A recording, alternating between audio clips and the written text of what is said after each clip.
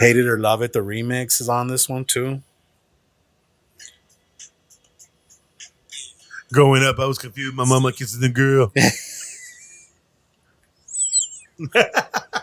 So, growing up, I was confused. My daddy sucking some dick. That'd be a whole different 50. Definitely wouldn't have resonated the same way as using his mom as a lesbian in the track. You are now listening to the Inner Circle Podcast Network. I just got into like video mixing. That's dope, man. I decided to fucking step it up a notch and fucking. Does that mean that add a different? they can connect it to all the screens? Yeah, I'm gonna do it this weekend for the first time. That's sick. Dude. Yeah. It's been a process though, downloading all the videos. Did you have to join something for that too? I subscribe to this fucking video service where it's like $50 a month. Excuse me. And then you can do unlimited downloads. So I'm gonna download that whole fucking website in a month and then discontinue my subscription. Right. You know how players do. Yeah. You know you done fucked up when you said unlimited downloads and you can cancel at any time. Right. I did that with like one of these places where you can go get like templates for fucking Premiere. And You did that with the sounds too, right? the sounds. Oh, you can get all that shit. No, I still have that. Oh yeah, I still use that. I have to keep that one on, or else all my fucking client shit. all my video shit will get flagged. All one day and shit. It's all you have 37 videos flagged. It sucks now that you're a content creator or you're a fucking business on Instagram. You can't boost your fucking post if it has copyrighted music. Yeah, That's so whack, dude. J Balvin shit's off of my Instagram. I try to do a post about fucking my new residency at Neighborhood, and they fucking told me you can't boost a profile or you can't boost a reel that has copyrighted music on there. And I'm just like, that's bullshit, you know? Like, you got to pay to do that. Why is not a portion of what I'm paying to get this boost on my post going toward the artist? Why is he not getting a cut, you know? right.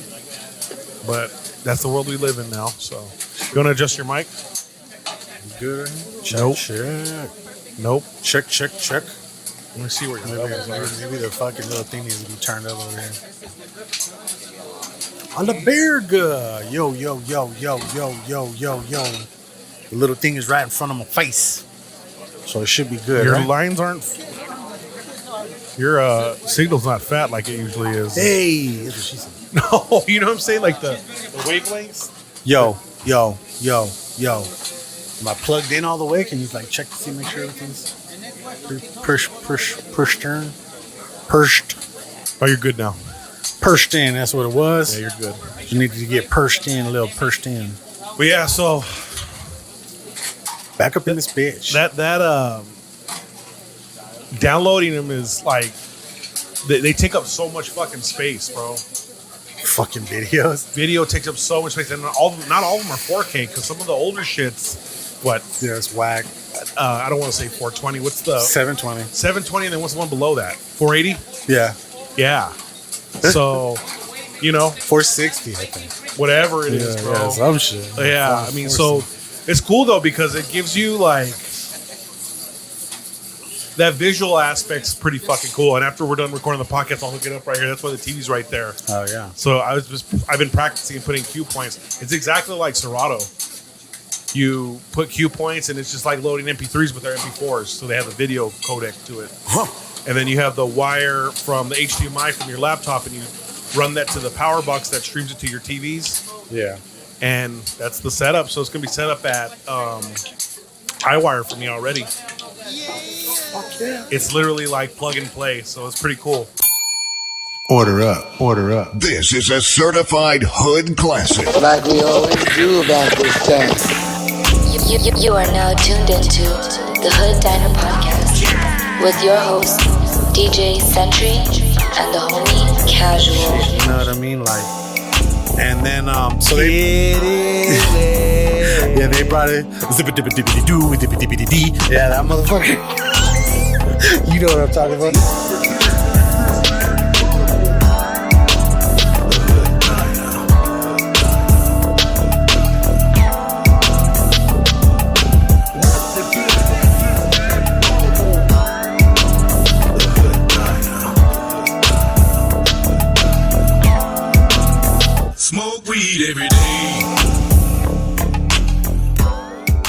Yo, this is DJ Sentry. I am the homie Casual. And you're listening to the Hood Diner Podcast, episode 169. 69, guys. We're back. It's been a while. Thank you guys for being patient. Yeah, lots been going on. A whole lot of shit's been going on. There's been burglaries. There's been new jobs acquired. There's been vacationing. There's been, unfortunately, deaths. Yeah, bro. Fuck, man. But that's life, you know. It's a situation where you want everything to be happily ever after, but happily ever after only happens in Disney stories now, you know? Right? Even then. The fucking mom got killed like 30 seconds into it, bro. Buckshot. Then they hire a Snow White that hates the fucking character and hates life and hates men. Right? You hear that, bitch? Oh, we're not stuck in the 1940s. She's not going to get rescued by any prince by an unconsensual kiss. Right. I'm like, this bitch. Okay. I bet you they wanted to fucking switch her with the fucking non-binary fucking actor to wake her up. Yeah. It's a live action, right? Yeah, man. I'm telling you this, bro. That fucking Alphabet Mafia is just fucking out of control these days, man. Right. I'm fucking they're still out there, dude. Putting it in. But yeah, I mean, I think I'm gonna unsubscribe to Disney, bro. Yeah, I'm not really. I think that Ahsoka's not really that great. No, it's okay. Not. But it's you see how they great. try to make the cat a fucking character, like the next Baby Yoda. Yeah, it was like I only watched the first episode for like 45 minutes, and usually I'm on the third one. Usually, that shit draws you into where you're binge watching. The first not so much this one. Yeah, the first one's supposed to knock it out the park, and I mean, it so did all right, but no. And you know what? To be honest with you, the last couple Marvel movies have sucked. Yeah, I have no desire to watch. I know this isn't Marvel, but Blue Beetle, bro. And that's dude. And then that's some crazy shit that it's like they finally gave a little Mexican dude a fucking opportunity to be a superhero, and what do they got him as? A pinche cucaracha. You know what I'm saying? Like, he's a beetle. Why, bro? Why didn't they make him the Panther or something else? You know what I mean? Not the Panther, the fucking like a cheetah, some shit. I don't know, bro. Eagle. I mean, DC keeps missing. Yeah, DC's and they miss hard. Think about it. Justice League flopped. Yeah, the Snyder cut wasn't that great. They haven't done anything good long. since the last fucking Batman. Batman versus Superman sucked. No, the Batman with what's his face in it. Oh, Robert Pattinson? No, fucking Edward. The one before that. The one with Edward was good. It was good. It was good. It said they're going to start filming the new one like next year or some shit like that. But well, they're still on strike, right? Yeah, dude, that's some crazy shit. You know what's funny was watching what movie wrapped and they are waiting to debut it because of the strike. There's a movie that's coming out. It's a pretty high profile movie. I forget the name of it, but they delayed the red carpet and all this other shit because of the strike and shit because they don't have enough momentum to promote it. Like I'm gonna say this, dude. The days of taking a comic book movie and making $7 billion worldwide, those are over. Yeah, because for one, not that many people are going to the movie theaters. Yeah, I still enjoy the cinematic experience of the popcorn being made in the lobby, paying $9 for a medium Coke. Yeah, yeah. That's why you gotta go to Harkins. But you get the cups, or you gotta go to what's it called, a Roadhouse on Tuesdays, the $6 movies. Wow, okay. The other day, fucking, it was $4 movies at the Harkins. Okay, we went and saw Gran Turismo. It was all right. Was it good? It was good. But yeah, dude. So like, I'm not really excited about the whole Marvel slate. You know, like they lost me after the Infinity War saga. Oh yeah, because I wasn't really like the multiverse was tight. As far as the of Madness, the Doctor Strange movie, that was sick. But I didn't watch the Ant-Man. I didn't watch Black Panther 2. T'Challa's not even in there. It was kind of sad. Yeah, T'Challa's not even in there. What the fuck am I gonna watch Black Panther with? What's his sister's name? I already forgot. I was gonna call her Nairobi, but that's fucking Shuri. Yeah, Shuri. Nairobi's from fucking Matrix, right? That's Niobe. Yeah, it wasn't. Bro, it's sad. I get that they had to do. The part is bring Killmonger back. Make him Black Panther, I get the respect factor, but they should have recast it, bro. They should have recast it. They should have kept going with Black Panther, bro. How are you gonna let him do only one of his own movies? He was in more other shit than he was in his own movies, bro. He was in the Captain America movies. He was in fucking both of the Avengers. Fucking Avengers Infinity War and the fucking other one, Civil War. But that was Captain America, yeah. But still, bro, like I think they should have recast him, bro. There's plenty of people who could have played that role. Maybe not as good, but you know what? They could have tried, bro. Or you bring Killmonger back, bro. He gets snapped back with Thanos. You know what I'm saying? That would have been good too. Yeah, something like that. Bro, these are not canon, these movies. These aren't following, like, you know how they have that comic book code stamp on the Spider-Man movies? Yeah. When you first started, there's a comic book authority logo that comes up. What the fuck? And that, like, protects the integrity of the actual film. And I know that these writers have little quirks that they write in and all that other shit, and I'm here for that. But keep it as close to the comic book as possible. Like, you have good source material to make movies off of. We don't need your little fucking $1 million twist on it, you know? Like, I don't know. I think when James Gunn left Marvel, kind of took a little bit of spirit with him, you know? Yeah. And I know he was only responsible for the Guardians. I finally saw that one too. The newest one? Yeah. I haven't seen it that yet. one? But that's the thing. I don't have any, like, I need to set time apart for this movie. And I'm not getting too old for the comic book movies. I love that shit. That one's not that bad. That one goes into Rocket's story origin. Yeah. It's cute. It's all right. It's cool. But like I said, dude, it's just I don't see myself needing to pay.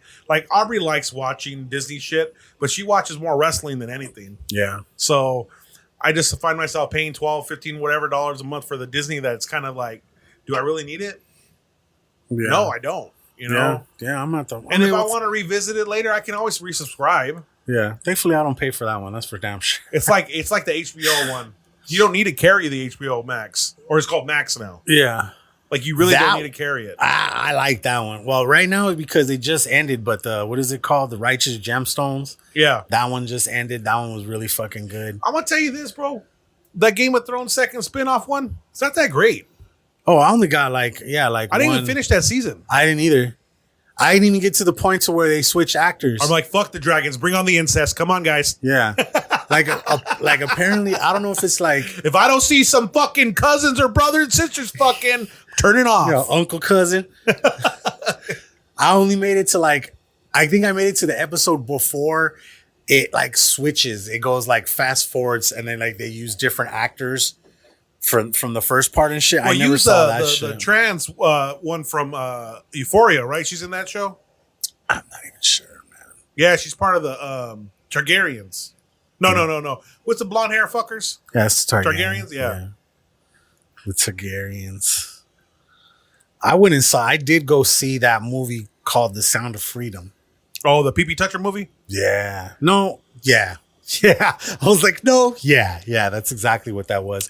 I'm gonna be real with you. It was crazy because we were going there and I was telling my lady, I was like, get the shit for the popcorn. And she was like, you sure? She was like, my client told me this ain't a popcorn eating type of movie. And I was like, fuck that. We're going to the movies. I want some popcorn, Listen, right? We have a couple rituals that we do when we go and watch movies. Popcorn's one of them. And sneaking in Subway is the other. Yeah. Bro, it was not a popcorn movie. No, I know it ain't. Dude, it literally starts where it talks about this movie is about a little boy and a little girl that were taken from the father because this woman came around that was acting like she was gonna make the little daughter a star. You know what I mean? And it was the creepy shit. They're like, oh yeah, fucking I met you guys at the market and I think your daughter could be something special. One of these days I'd like to set up a photo shoot for you guys. And they're like, okay, cool. So she pulls up to the house one day and then she sees the little boy and she's like, bring the little boy. Yeah, this is the address. Meet us here at 4 p.m. Okay. Or some shit like that. And the dad pulls up and it's this fucking apartment building. They go to this room and it opens up. And sure enough, dude, there's a fucking photographer there and a bunch of kids, right? Bunch of kids. And the fucking the dad tries to come inside, and the lady's like, no, I'm sorry, no parents in this part right here, but be back here at 7 sharp, or we're not gonna fucking be here. You know what I mean? And he was like, okay, I'll come back. Bro, that poor dad comes back. That fucking room is empty. Everything's gone, right? But sick part, they really did do the photo shoot.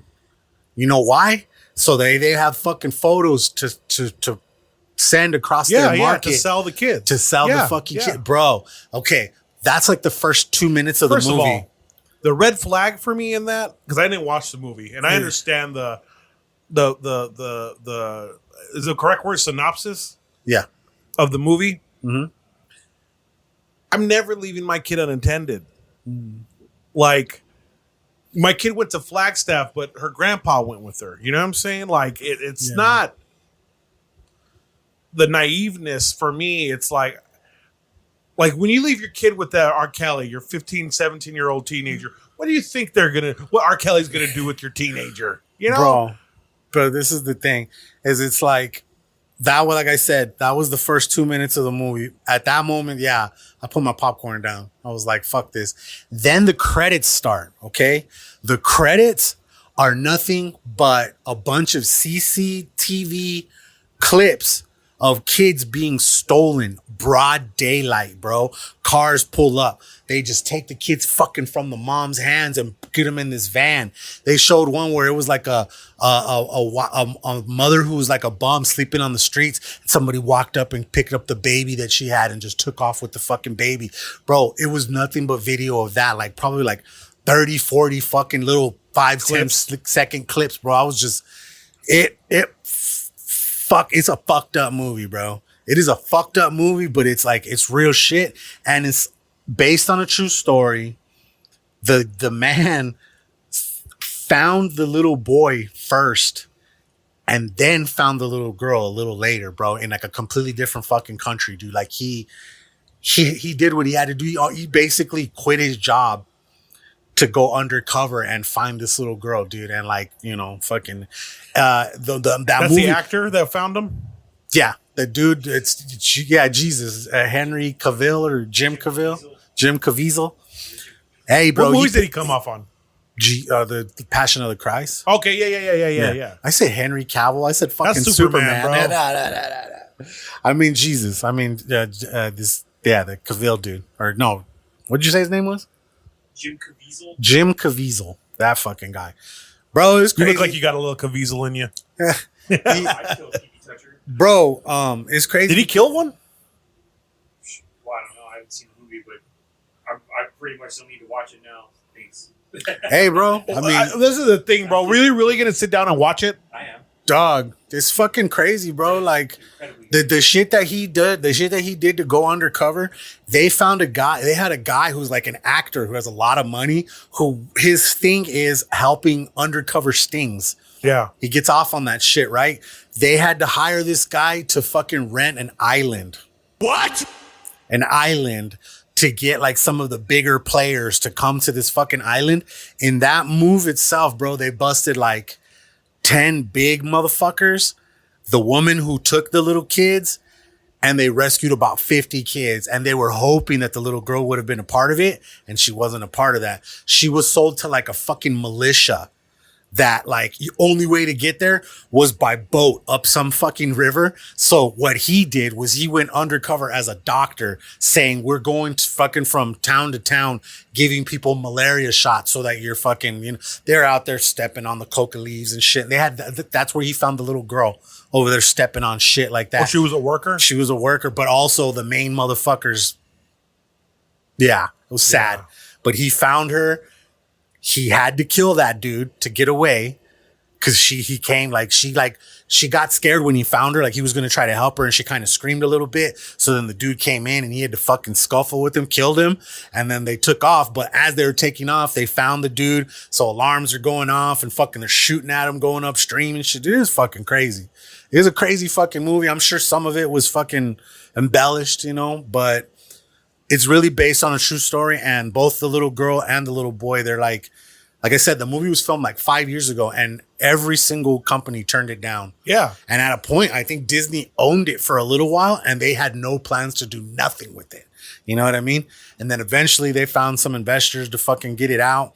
And then what they've been doing, that dude he was the only one pushing for it because he's, you know. And then it's funny because they showed Mel Gibson next to like a bunch of different actors that are all in the same age as him, and they all look good because they're getting the adrenochrome shit, and he's all don't get it no more. You know what I mean? Whatever. Okay. But so there's a fucking, I don't think it's a rumor. I think it's a fact that there's a fucking video on the black web or the dark web of Hillary Clinton and another congresswoman, and it's called Frazzle Drip, of them mutilating children and doing sexual things. What the fuck? And they said that it's the worst thing you can. It's way worse than what you hear about it when you watch. If you've seen the video, obviously you can't go search for it because that's child pornography, as well as a smut film. You know, where they kill the kid. Oh my god! So I've got into a real fucking deep rabbit hole about 8 years ago,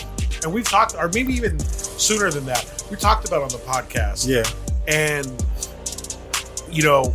Pizzagate, Podesta. He just came out and fucking started announcing shit at the White House again. The pee-pee toucher. Oh shit, yeah. They talk about pizza. We had a big pizza party, and that's basically where they fuck kids. Jesus. You know, Ellen DeGeneres is set. It looks like Epstein Island. Really? Yeah, bro. I mean, you know, obviously when you read enough and you look at enough shit, it becomes like something that you start believing in, and you want to fucking find out the truth and all this other shit. It just sucks because like everything that's happening is like a byproduct of this like secret society shit, you know? And I believe that's happening, bro. It's not a fiction. Bro, I'm telling you, man, this movie fucking. You know what they do crazy. too to abduct women? They'll camp out in parking lots. I saw that shit. And they have zip ties. Yes. And they'll put it on the passenger side so that the people know that she's by herself. So they'll follow her home, or they'll wait for her to go to another business, and then they'll abduct her, you know? And bro, I saw a fucked up video where it showed like the woman, there's a dude kind of chilling in the cut over here, and then kind of behind the car.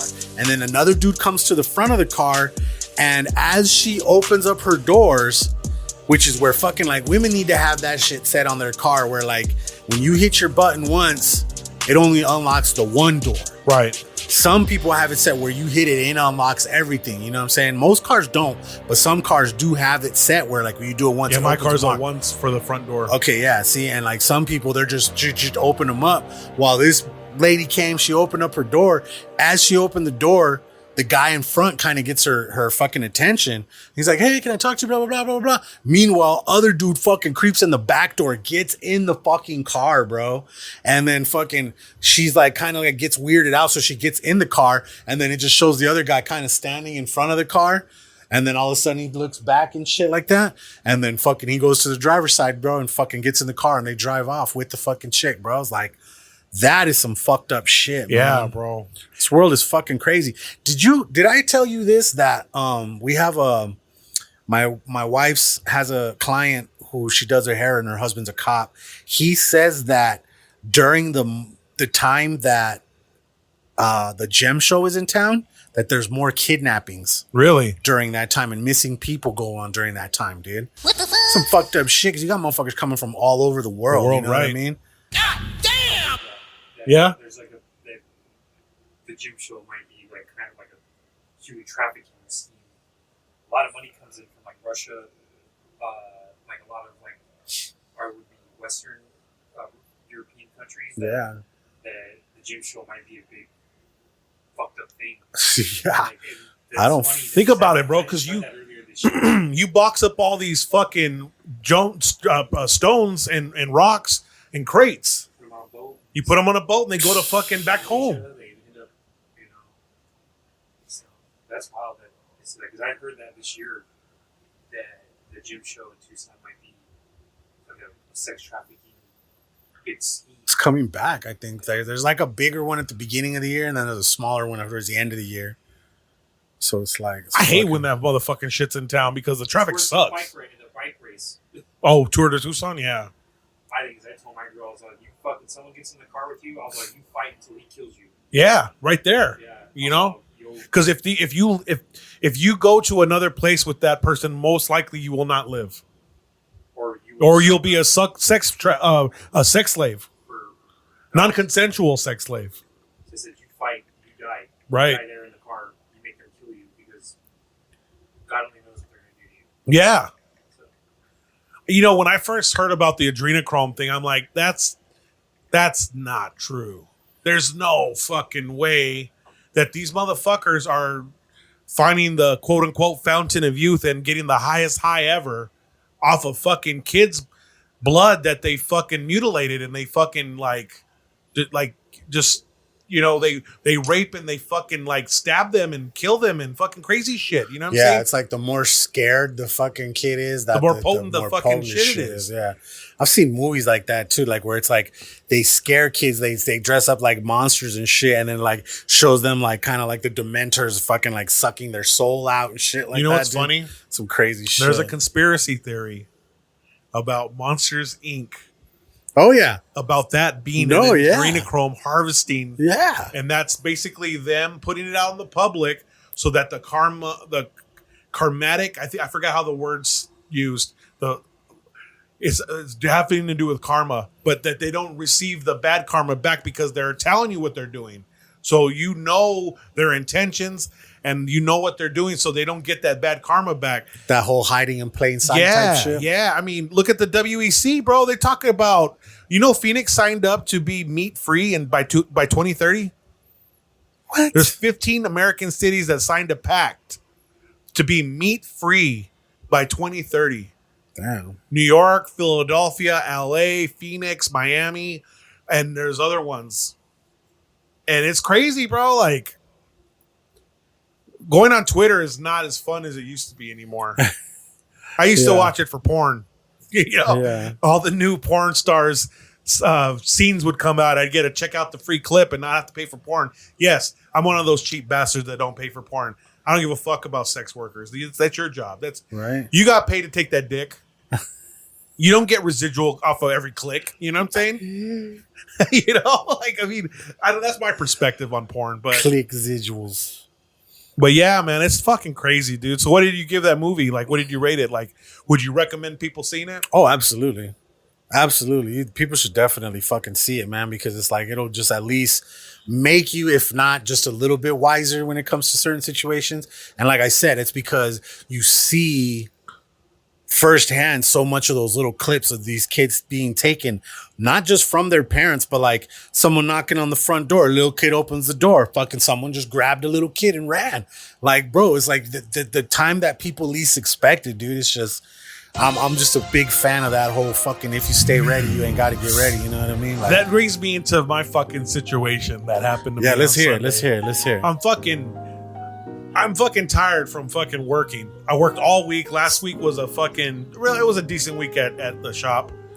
But, you know, I work on the evenings. I work DJing and 2 o'clock I get out. I get home about 2:30-ish.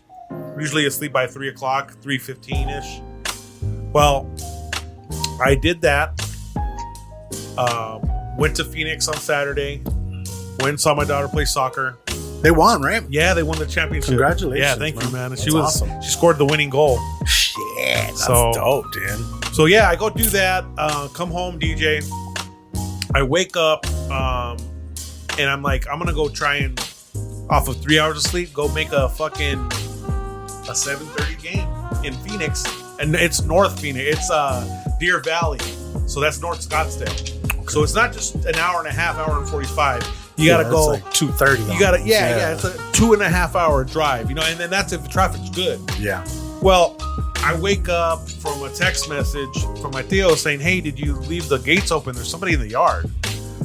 And I'm like, motherfucker, like, you know, we got a lot of fucking transits that walk up and down the street. We're on the south side.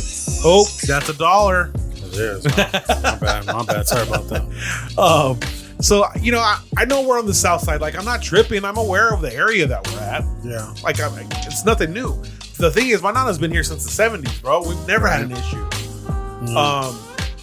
So I hear the gate open, and you know how the sound the gate makes when it opens? It's like, very high-pitched sound that you can hear if you're in the living room, if you're in my bedroom, maybe even in here. I don't know. I've never been in here to hear the podcast room to hear if the gate, you can hear it from here. But nonetheless, I heard it, and I'm still like eyes closed. And the first thing in my mind, I'm thinking like, okay, all my family's in California because my cousin's baby was baptized this weekend. That's why they all went to California. And the reason I didn't go was because Aubrey had a fucking soccer tournament in Phoenix. So I'm thinking to myself, like, there's no packages people are picking up because it's Sunday, and that happens on Thursday. My Theo left, like someone would have picked it up already. We're just not gonna leave a box outside for 4 days. So I'm chilling.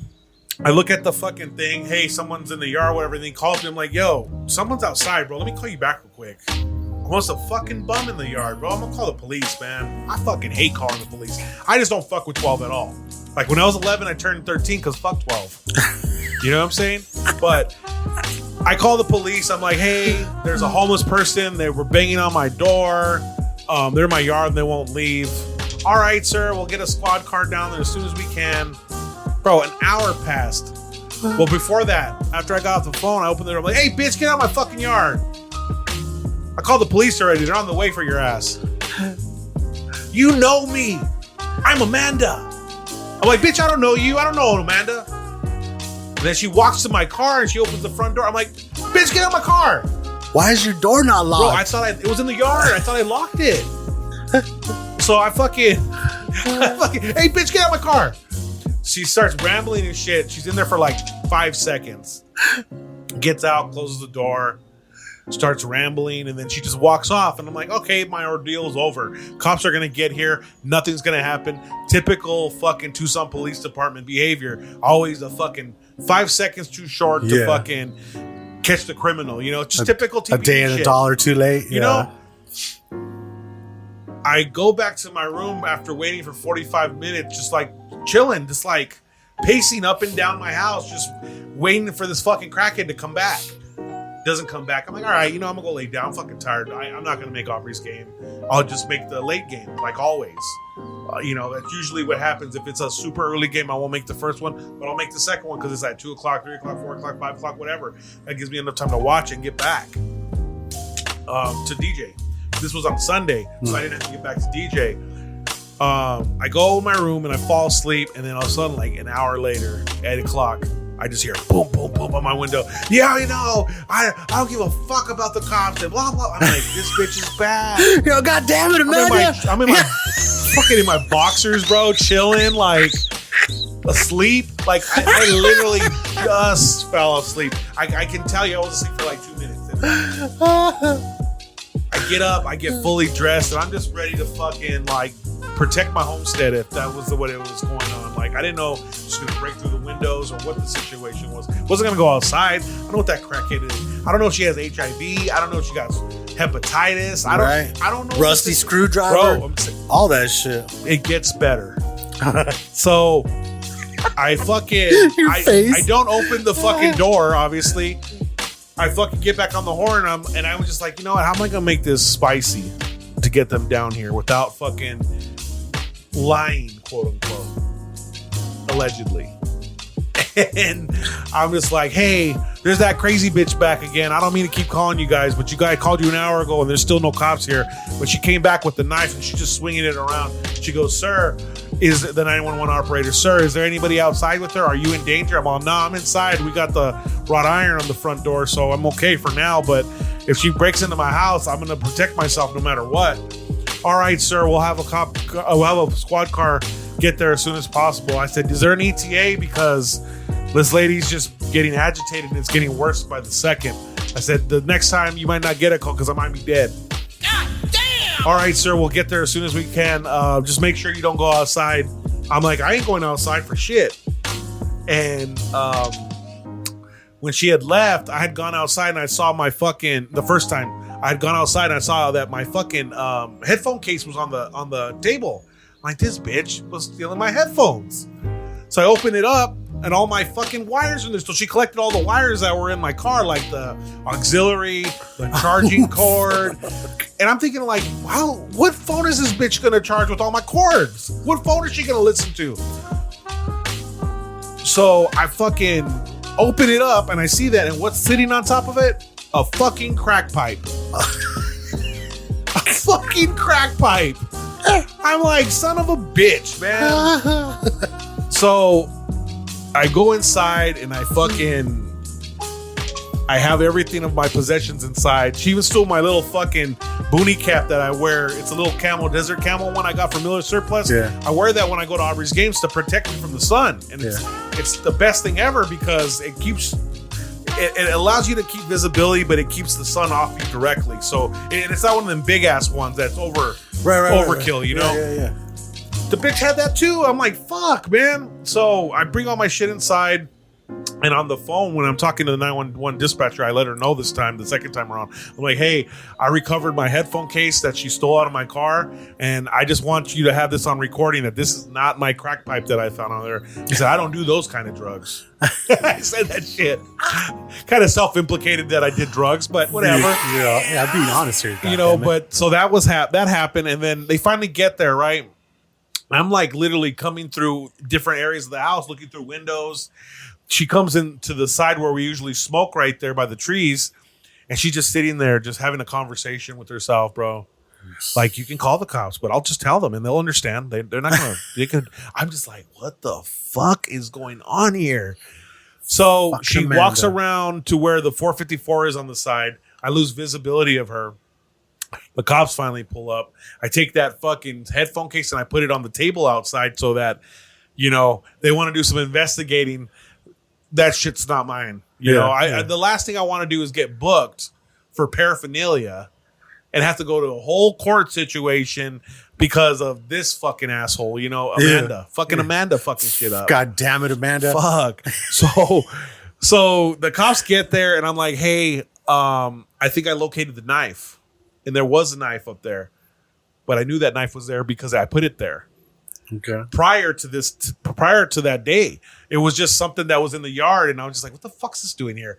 Fucking just put it away to where no one could really reach it.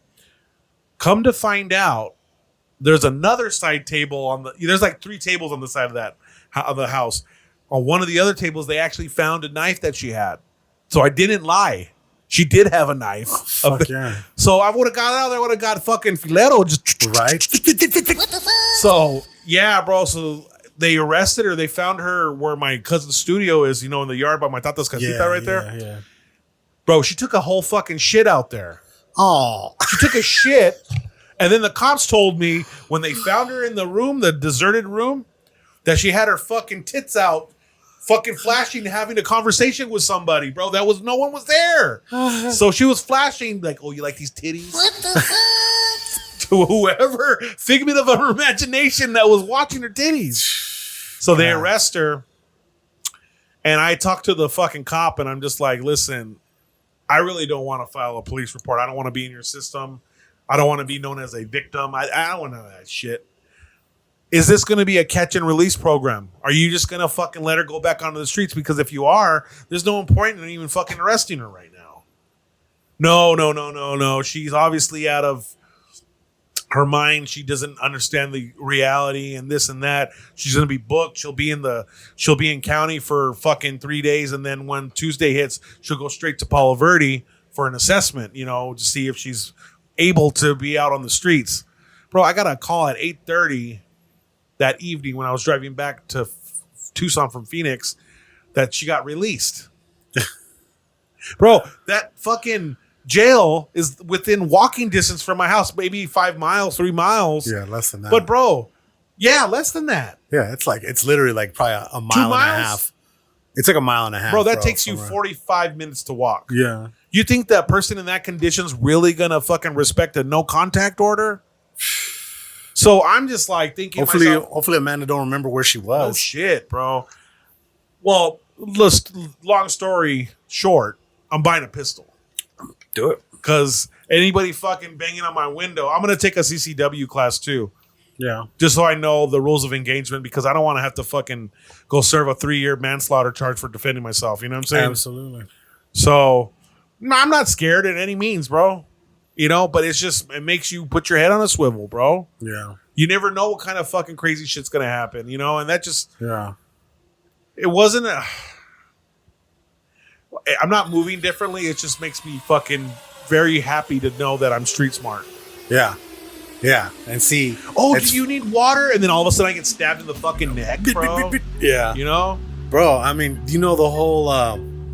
I love when you say that shit, just act like you've been there before type shit. Yeah. That was me when I was in San Francisco, bro. It was like... Oh, walking through the Tenderloin? Yeah, bro. Like that. You know, it was crazy, bro. Like being around that and walking through that makes you appreciate coming back here and just walking down the street. You know what I mean? It's like, I mean, the bad shit can happen Anywhere. But over there, they got the bad shit fucking condensed to a spot. Oh, yeah. And where we were at, we stayed on the fucking northernmost tip of the Tenderloin. Yeah. We saw, bro, I'm telling you, dog, my first fucking day there, I got to experience it, bro. It was the saddest shit ever. I know I might have told you, but I'm going to tell it for the fucking listeners. Like, we were there, we were getting a drink and like dinner at this bar that was underneath our fucking hotel. And a big ass window, right? And then there's a mailbox right there. It's the corner.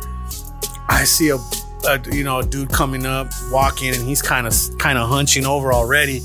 He's got a dog in one hand, a cute little white dog, all dirty as fuck, on a little leash. Not every dog's cute. This one was cute, and I felt really bad for him. Almost like fucking, I got sad for the dog, bro. I was like, this is fucked up. The guy's coming up, and in his other hand, he has a carry-on suitcase that doesn't zip up right. It's wrapped with cords.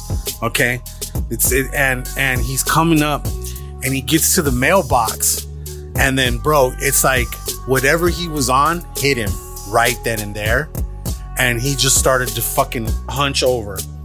Oh, the fentanyl fall? Yes, bro. Like, the crazy part is like apparently they know the drug so well that they know that if they fall, they can die, because that's when you can, I guess, throw up and choke on your own vomit and shit. I don't necessarily think it's bro, that. No, bro. Trust me, because when you see them, they're all hunched over or they're leaning on something. You'll never see them on the ground. They're so fucked up that they fucking pass out standing up. Bro, but that's the crazy part, dude, is for 15 minutes, I witnessed this dude, like he just kept going down, but he didn't fucking fall, bro. It was like his feet weighed hundreds of pounds and he was just hunched over. And then eventually it was so sad because I saw that he fucking dropped the leash. And like part of me was like, oh my God, don't let the dog like take off, get hit by a car, whatever. No, the dog looked back and he was like, well, I guess we're chilling. Got down, sat there and waited for his dude, bro, to go through it. And fucking this dude, all the way to the ground, bro. Head had to have been 6 inches from the ground, but still on his feet. And then eventually kind of came up, looked around, saw that the leash was right there, stepped on it real quick, all scared that the dog wouldn't run away and shit. And I was like, oh, that poor fucking dog. And then he's looking around, grabs the water bottle he dropped, grabs his fucking carry-on suitcase, and then just started walking right back on the road like nothing happened, bro. Took a 15-minute, just had to deal with it moment, you know what I mean? And I got to see that, bro, after having landed like just 3-4 hours ago. You think you've seen it all, you know? Oh, no, man. You think you've seen it all because you're of how old we are. You know what I'm saying? Like you think you've lived a life, 1,000 lives, and you see something that shocks you like that, you're just like, it takes you back, bro. Bro, this is the thing, bro. It's not just San Francisco that it's like that. It's here in Tucson. It's in Phoenix. Bro. It's across the world, bro. Yeah. And it was just a trip. Like, when we you know what's crazy is these foreign countries got drugs. When you take them, they start fucking eating your nose or your fucking arm and shit. Like, they're crazy shit over in other countries too, bro. Yeah, it's a weird shit, bro. But like, it was crazy just the way San Francisco was laid out, bro. Like, when we got into the main part of the city, it was like the south side, and then boom, you hit the Tenderloin, bro, and you're just looking around, and it's just fucking World War III out there, bro. Everybody's just looking at each other, just pissed off. People are on the ground looking through trash. It was just, it's everything you think it is. And then you just start. And then you go to Oakland. No, bro. No. Keep this shit. You go up the hills, right? And then as things start to get a little more cleaner as you go up the hills. Second you come down that hill, you're like little, Chinatown, Little Italy and shit. Bro, these neighborhoods were beautiful. There was like people walking everywhere. There was bird scooters. There was fucking they have little cafes. They kept all these little casitas that they made for COVID so that people weren't eating inside. They made these little houses, these structures that took up, I guess you could say they took up like maybe the parking from the side of the roads. Yeah. They just let them stay there now. So now all these restaurants have outdoor seating and shit. And I'm talking, they all got them, bro. Fucking the Chinese restaurants, different places, the Italian restaurants, the pizza places. They did that downtown during COVID. There you go. Yeah, kind of like the parking got taken away. Yeah. And there's seating there now. Yeah. Like the Monica or something has that kind of like that. Yeah, dude. There's a bunch of those up there. That's cool. Yeah, bro. It was fucking beautiful. Bro, I'm going to tell you this, dude. You get the best and the worst in California. Oh, yeah. San Francisco specifically. Dude, it's only 7 miles wide. Right. It's only 7 miles wide. There's only so many places for them to go. I don't know how many. And then at the end of the bottom of the hill is the piers and the fucking the touristy spots. And then you can see, what is it? What's the jail? The fucking Alcatraz. Yeah. You see the fucking the bridge and everything like that. But bro, they were not bullshitting about the fucking smash and grabs. Oh, it's when real. we got to the fucking car rental place, it literally every single one had a sign that said, "Do not leave any valuables whatsoever in the van or in your rental." It said, "Do not," right? I think it was like the second day we were out there, bro, and Pat was back at the spot, so I went down to the crib by myself, got some grub. My lady wanted some Ghirardelli shit, so it was like a good little half-mile walk, right? I'm walking, bro. I'm just right by the Ghirardelli, they have this art gallery that I love going to every time I go to San Francisco. They'll have Banksy's in there. They'll have everything, like original Dr. Seuss pieces. Oh, shit. Yeah. Dude, I tried to take like a little fucking shortcut, right? I ended up on this side road, and I'm recording. I have this one with me. Like this, okay. And I'm walking around like that. But then I have it down, and I hear, psh, and I look, bro, it was like a Lexus, like RX 450, pimped out, dark ass tint. Pulled up in one van, broke the window, pulled something out. Pulled up another 50 feet, pulled something out, broke the window, and then was pulling up again. Finally, somebody was walking behind with a camera and shit, and was like filming, right? But I'm over here. I was like, I wasn't about to fucking show them that I was doing. I just fucking did. I just kept walking. Then they pulled the gun out and like, give me that camera. Exactly. Right. So I was like, I said, act like you've been there, motherfucker. That's all I did was I just kept walking, minding my business. But I went back and looked at the fucking footage and shit, dude. You could hear. They broke that shit shit open, like that dog. City has so much history. The not civil rights, like the gay rights movement, the hippie counterculture started really there, bro. Like the Summer of Love, all that crazy shit. Bro, not just that, like all the immigrants that came over from China and stuff like that. Like, there's a lot of fucking history there, bro. And you can see it, like you look and you see these buildings and you're like, fuck, man, this place has been around for a while. But you know what someone told me? Someone told me that Oakland is more gentrified now. Yeah. That San Francisco is worse than Oakland now. I don't believe that, but I get it. Yeah. Hey, how ghetto is the fucking Oakland A Stadium? Bro, it was hood as fuck. Thankfully, and it was crazy, bro, because we saw them kids, dude. Them kids that jack people in the fucking on the train. Yeah. They do. They pulled up like fucking. I saw these kids. They went through our thing, and Pat was like, "Kaz, hide your fucking camera." Like right when I had the little one that's on my thing, and I just like pulled it off and like held it in my hand like this. But yeah, bro, there's like a group of like 6-7 little teenagers and shit. And what they do is they go cart to cart, and then they wait and they find somebody they're getting ready to jack, and they just sit in the car like they're just riding. And then right as soon as that stop comes, they'll come up on you, beat you up, take your shit.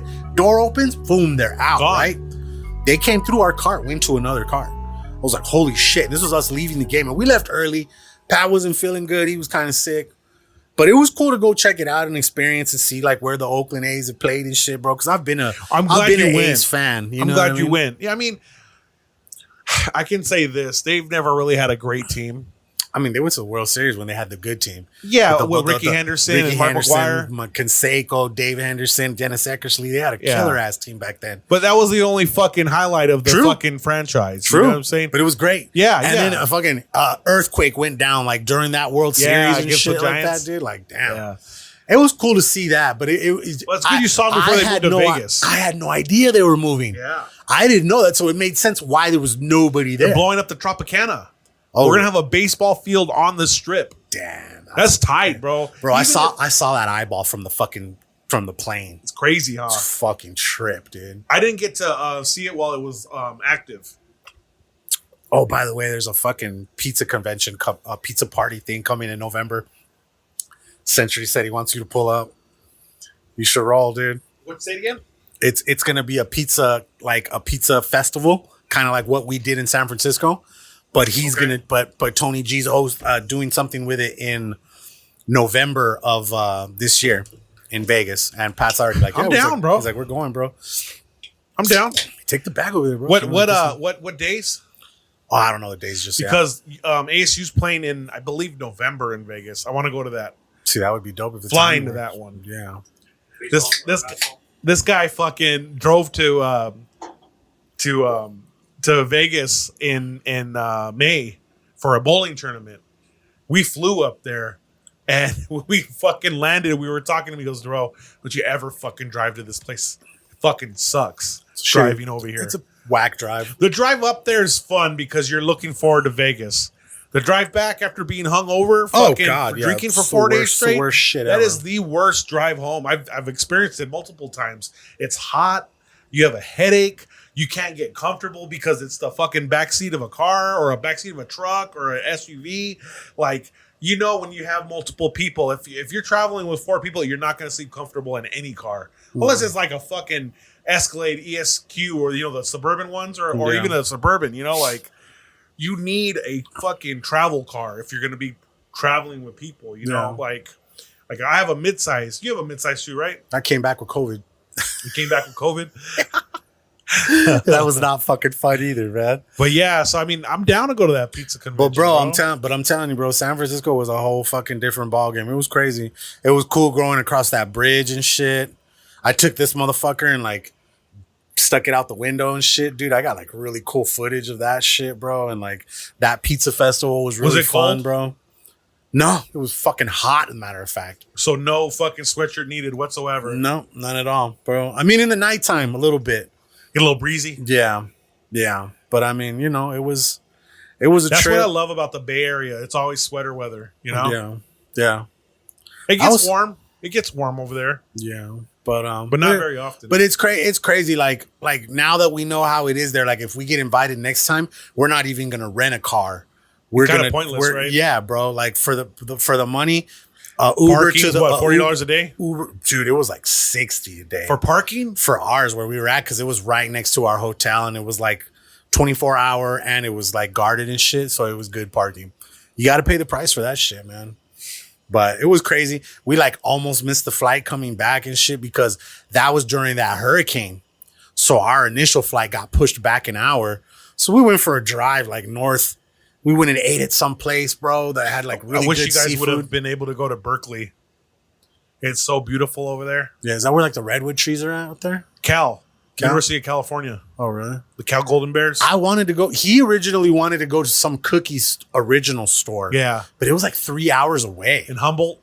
There you go. Yeah, in Humboldt. We were going to go up there and we were going to go see those big ass trees, bro. But like, we kind of lagged too much the initial day that we got there. And it was funny because we were on our way up there. And then I told Pat, I was like, bro, you know what, dude? I'm like, we should probably check and see what time that place closes. I was like, it'd suck if it closes at 6. And it's like 3 o'clock we're eating. And we look at the thing and it said we would pull up at 6:15. It closed at 6. We were like, that's good you didn't waste your time though. Yeah.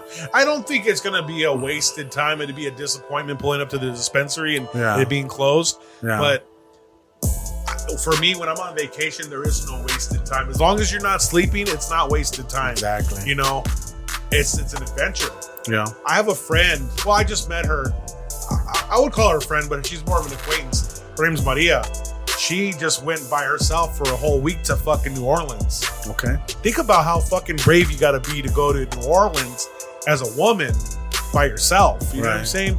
But I think that's fucking cool. Like, if you don't have someone to go with you on vacation, go by yourself. You know what I'm saying? I mean, I'm thinking about doing a solo trip. Like, I'll invite people if they want to go, cool. But I want to go do some cool shit, bro. I've never been to Denver. I've never been to Miami. Yeah. You know? I think it depends on the place. I want to You know go to what I'm Puerto Rico, bro. Yeah. Puerto Rico was cool. Puerto Rico was fun. We went to the place where they say they created the piña colada.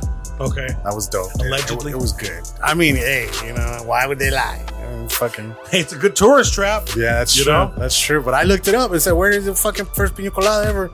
It says here in fucking. I want to go to Puerto Rico. DR too. Dominican Republic. Yeah, it's a little sketch down there right now. Everywhere sketch, bro. It is very sketch. I've been watching these dudes that they do what do you call them, cruises, and that a lot of the tourist traps or the points of interest and shit. Yeah, where you get off. They're like it's not safe to get off, man. Even with the fucking ones that like you book with the boat, like the motherfuckers have gotten robbed and shit. You know what I mean? But then again, that's the thing. See, that's where you got to be like, you got to move smart. I saw this video of this lady, said she was from Chicago or some shit like that. And that every time the bus gets fucking robbed. So she has a purse and she has her real wallet and a fake wallet full of nothing and shit. And it's like she saw the shit coming. She grabbed her fake wallet fast, put it under her ass like that. And then as they fucking came up, they were like, here, like that and shit. And then fucking like as soon as they left, fucking ladies all looking around at everybody. Shit, my shit right here, bitch. It's like she knew what the fuck she was doing, bro. So like, what was it? Like last year, we went to Chicago. The last year or the year before? We went to Chicago. And when we get back to the hotel, we're watching the local news because it's like 11 o'clock, 12 o'clock at night. Yeah. We had under 21s with us, so we couldn't really explore the city like that, you know? And we are watching the fucking news, and then we see a bus driver gets pulled out of the car by teenagers and beaten and has to be taken to the hospital. Can you imagine a running fucking bus just chilling right there while your driver's getting his ass whipped and he's all fucked up on the floor of the car, the drug bus is still on? Yeah. You know? People on the bus waiting. They're like, I gotta get home, bro. What the fuck? Yeah. Yeah, dude. Like, that's fucking... Yeah, I mean, it just... You know, you gotta just be careful anywhere you're at. Yeah. I think, honestly, from now on, when I go on vacations and shit, I'm gonna start taking, like, a fucking second wallet. A burner. You know what I mean? Fucking throw a 20 spot in that motherfucker. And maybe like a old ID or something like that, or a fake ID. You know what I'm saying? And then keep it in the back pocket, but keep the other shit somewhere nice and tucked. You know what I mean? So it's okay. Just be on the safe side and shit. Like, you should do is get some fucking prop money. This way the joke's on them. Stack in there. Yeah, bro. this way the joke's on like, them. Fuck. Yeah, they ain't even gonna think twice to look You know at it. what I'm saying? A bunch of blue notes in there. Cut and run and shit, right? How about 4K of fake money in there? Yeah. Here you go, player. Joke's on you and you get fucking I remember a lot of dope boys back in the day used to carry it in their tube sock. Yeah. Their wad. Yeah. Because if they rob you, they're going to go for your pockets. They're not going to check your sock. You know what I'm saying? Yeah. So, I don't know, man. You just got to keep your head on a swivel. Yeah. That's the moral of the story of my Amanda. God damn it, man. That's keep your head on a swivel. That's going to be the title of the podcast. God damn it, Amanda. Oh, man. I'll put the sponsors in right here.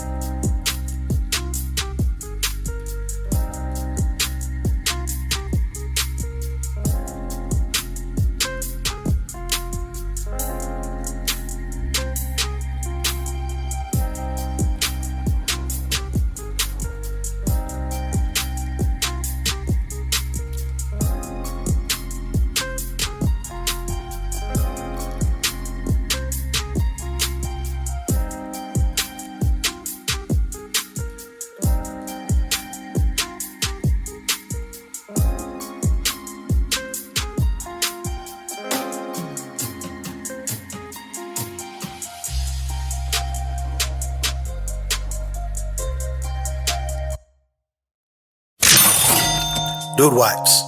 Dude Wipes are a flushable wipe for at-home and on-the-go situations. Go to dudeproducts.com and use code HOOD and get 15% off your order. Hashtag no mud butt. Okay. Official Clothing. Official Clothing is a streetwear brand rooted in hip-hop and pop culture, producing quality shirts, hats, and accessories. And it's good fucking high quality. Go to official.com, that's OHFISHL.com, and use code HOOD and get 25% off your entire order and get free shipping over $50. Official Clothing, live by your own rules. Okay. Empire Rolling, the makers of Bennies.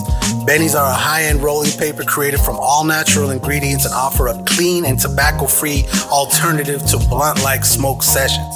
Go to EmpireRolling.com and use code HOOD and get 10% off your order. That's Empire Rolling, the official rolling paper of the Hood Diner Podcast. Smoke weed every day. Scentbox. Scentbox is a monthly subscription that provides you with a 30-day supply of your favorite cologne and or perfume. Choose from over 850 brand name designer fragrances delivered right to your door. Get free shipping as well as free returns. Go to scentbox.com and use code HOOD for 35% off your first month's purchase. Scentbox.com. Yeah. Squared Up Pizza. Located in Park Place Food Court here in Tucson, Arizona, Squared Up Pizza is creating gourmet New York-style pies using New York water for an authentic pizza experience. Mention the Hood Diner when picking up or dining in and get 10% off your purchase. Go to squareduptucson.com for more information. Yummy. Okay. Last but not least, we are a part of the Inner Circle Podcast Network. Go to innercirclepn.com and get the links to all the shows. Preview all the latest releases from The Untrained Eye, Shit Happens When You Party Naked, Simmons and More, The Plunge, Failing Hollywood, The Angry Dad, Creatures of the Night, and of course, The Hood Diner. That's innercirclepn.com.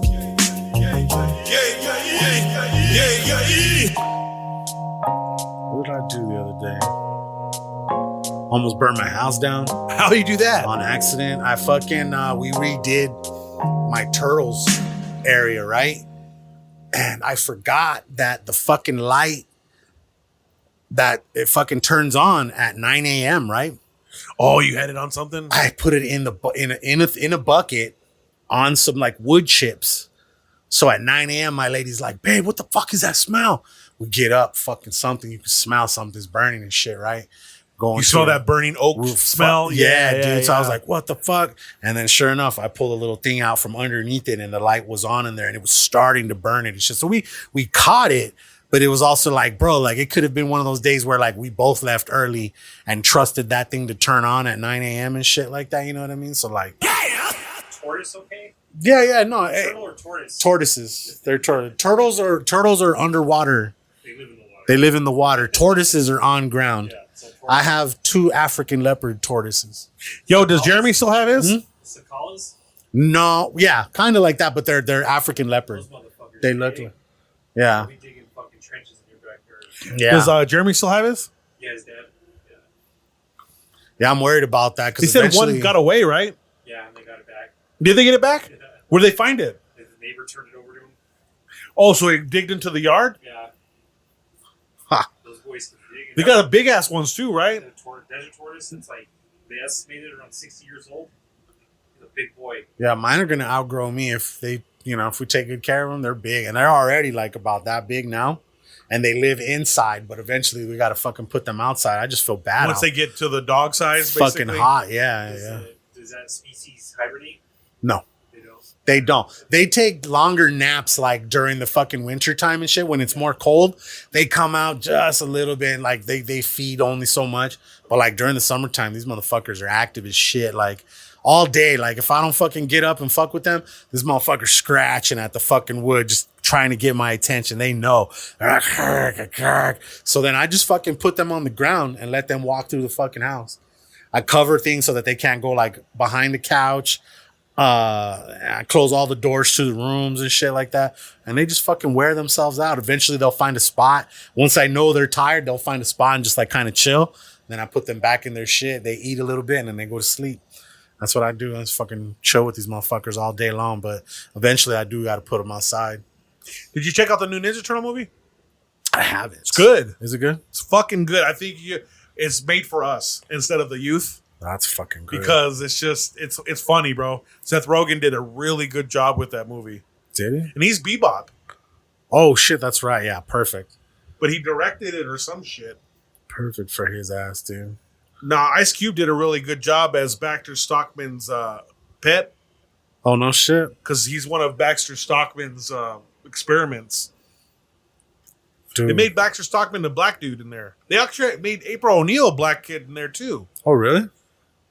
What's his name in there? Casey Jones? No, saving him for the next one. Him, yeah. I'm ready for the fucking Foot Clan and all that shit. Yeah, I think they're saving Shredder and all that shit. They're saving those fools for the next one and shit too.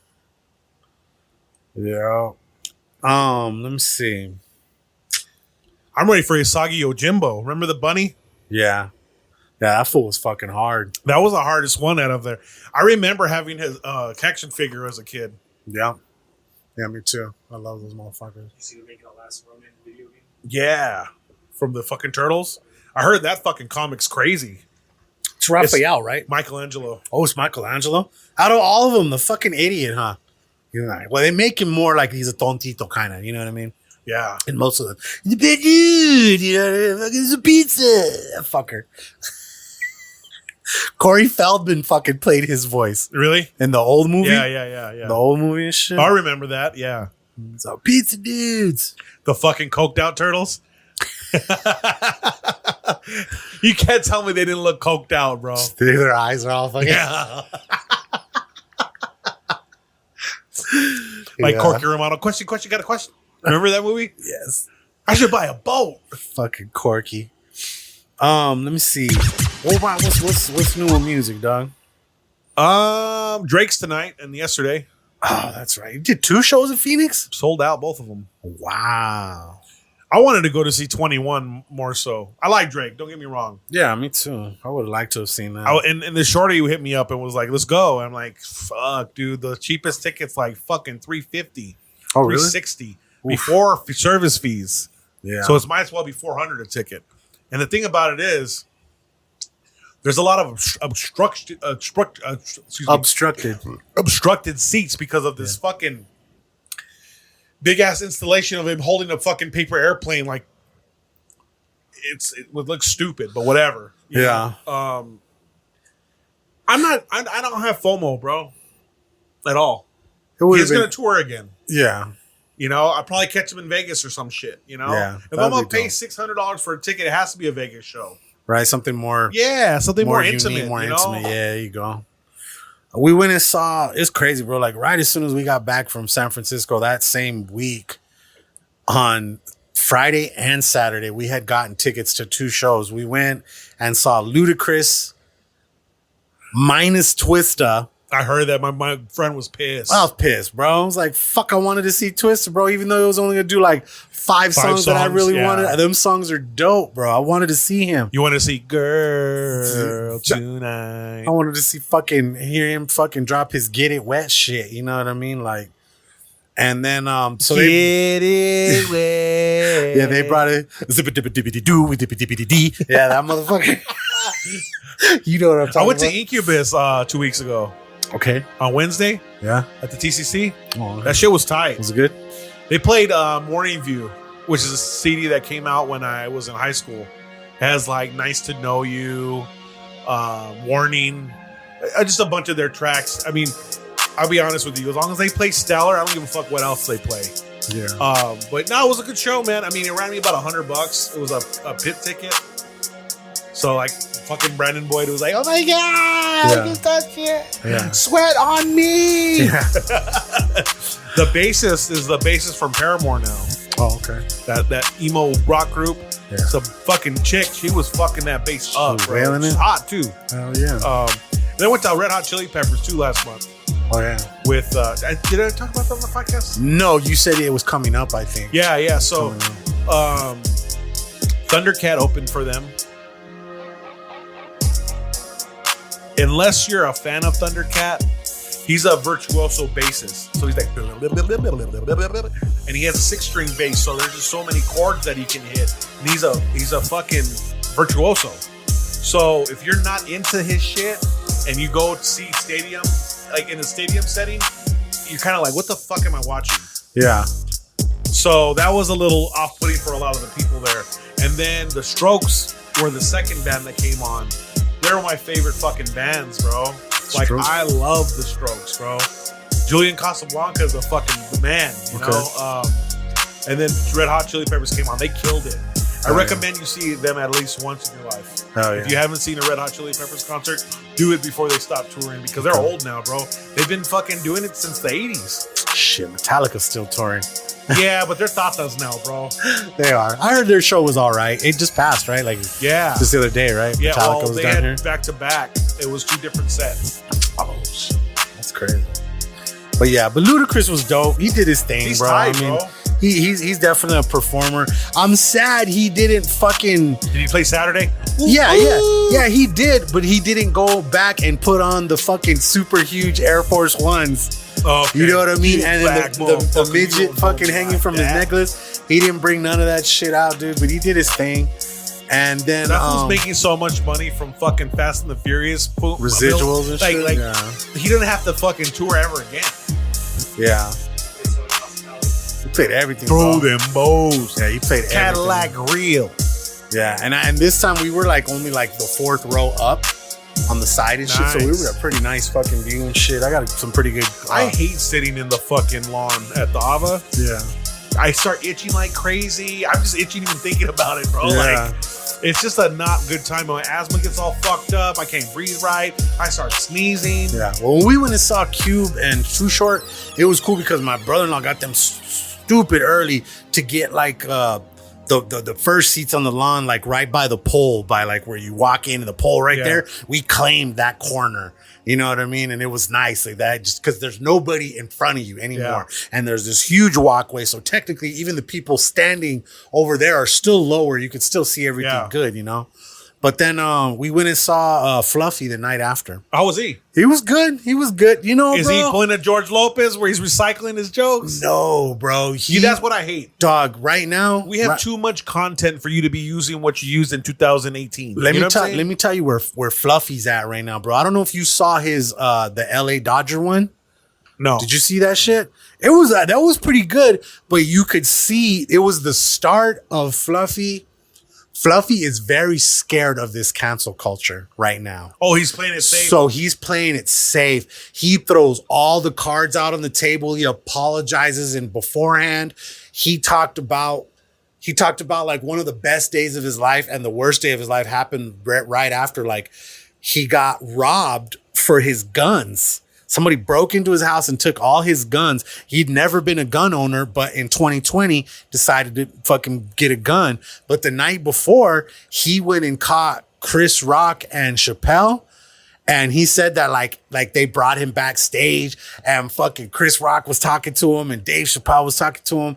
And he was fucking like, they were just big upping him, bro. And he was like, I never felt so much love from 2 of my fucking like mentors, like people I look up to. And they were both like praising me and shit. And he was like, it was good, bro. But he's very fucking like just more, his stories don't have those funny punchlines that come back later PC, on. huh? Yeah, bro. He's very PC this time, bro. And I was kind of sad. That's why I want to go to the Comedy Starship in Austin, Joe Rogan's club. Yeah. Like, that would be you badass. have like rock star comedians just pulling up and doing sets, bro. you know? Yeah, dude. He said like he says it's sold out for months. Yeah. Like and, the club is sold out. And for these months. fools, that's where they love to go to try like their new shit out. You know what I mean? So you know who like, said that he kills it over there regularly? Is Ron White. Yeah, Ron White. And so does fucking, what is his name? What's the Uncle Teddy or what is his name? The dude that from fucking New Jersey. Big motherfucker. Oh, Uncle Joey. There you go. Joey Diaz. And he loves to pull up and me and my brother went to fucking Joey Diaz when he came to the Fox. Oh, no shit. It was a good show, man. I remember you talking about that. Yeah. It was a real quick hour set. But usually comedy shows are that long, you know? Yeah. If you go past an hour, you got to be Dave Chappelle. Yeah. No, and Fluffy did the same shit. He was like, man, they've been telling me my time's up. He's like, but I got one more fucking thing I got to tell you. And he was talking about how they have a hard curfew at the Ava. Yeah. Well, they start charging them, I guess. That's what they say. Well, no, G Unit, when they performed over here, it was G Unit, Ying Yang Twins, Pitbull. Mobb Deep. I don't know who else came. But anyways, 50 Cent was here. And he's like, man, I don't give a fuck about that. Fine. Throw another fucking song on, who, kid? and they played, and after 2-3 songs, then they got the fuck off stage, you know, because I think what they did was he got fined, but he didn't want to come out of his own pocket. It was just whatever the show money was, you know. I mean, this was when 50 Cent was The Massacre and shit on his decline, top, but it was on the decline. It was like a plateau after the top, you know. Yeah. So, I mean, it started going down after the Massacre. You know, yeah. If you Get Rich or Die Trying, the Massacre, and then after that, it started to go downhill because that's when he went up against Kanye, and that fucking shit backfired. The on him so Massacre hard. is probably one of the best hip hop CDs to come out. Yeah, you know? because although a lot of people are big on Get Rich or Die Trying, and it's very hard. I love the Massacre. It's over very that hard shit. to debate that's one of the best his best CDs. But there's a few skippers on there on Get Rich or Die Trying. Yeah, on the because it was Massacre, his rookie album. On the Massacre, there's maybe 1 or 2 that I So skipped. his second album was Massacre, and then it was Curtis, right? Yeah, and that one was shit. Only good song on that one was I Get Money. I Get Money. That one was on there. AO Technology was on there. Even there, that's more fucking. Yeah, that's more fucking Timberlake. Technology. Get Rich or Die Trying? No, mixtape shit? Oh, the mixtape shit. Bulletproof? I think it was called Bulletproof or something. I think so, yeah. But I remember his mixtape shit. Nobody likes me. One of my friends was big on to fucking 50 Cent early on. Mike Reynolds. Because of Jairus, right?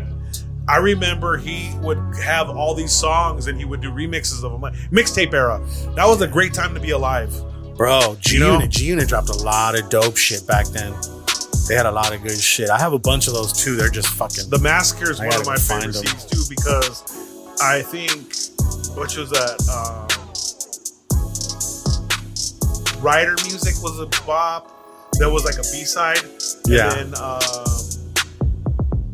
I build you up. Remember with Jamie Foxx? Yeah. Yeah. Yeah. La la la. Yeah. Just a little bit. That one was hard. Disco Inferno. Dude. Yes. A Baltimore Love thing was tight. A Ski Mask Way was tight. Bro, and not just that. Out of control. Okay, look at Out of Control. If you remember, that's a bop. But it was a different version. On the album? On the album, no, the first one, because that was the one that had that set it off on your left, dog, set it off on the right, dog, set it off. Yeah. You know, the one thing is, I didn't really like that Gatman and Robin track off there. But see, with Eminem. Yeah. Then they did the Out of Control remix with Bob D. Yeah. Okay. That was a Dre beat. So because it was a Dre beat, if you got the Massacre later on, it took place of that one fucking version. Was that a deluxe? No. They literally replaced the Out of Control with the remix. I remember it, bro, because I remember one time I had to buy the CD again. Remember me telling you, I got robbed for my CDs a lot coming up. So I had to buy it again. And I remember it had the other version of it on there and shit. But I like the original version, bro. That original that has just a sick ass fucking beat on it, dude. I'm going to tell you this. I never heard Animal Ambition from him. Animal Ambition? Yeah. It's an album that came out from him. There was one good song with like him and Chris Brown on that one. I never listened to it. Another one I never listened to was Before I Self-Destruct. And let me look at the track list before I lie. No, I lie because I did hear, "Have a baby, mommy, baby, be a millionaire." Oh, God. Yeah. Let me see. Watch. Out of Control. Let's see if it plays the... Yeah.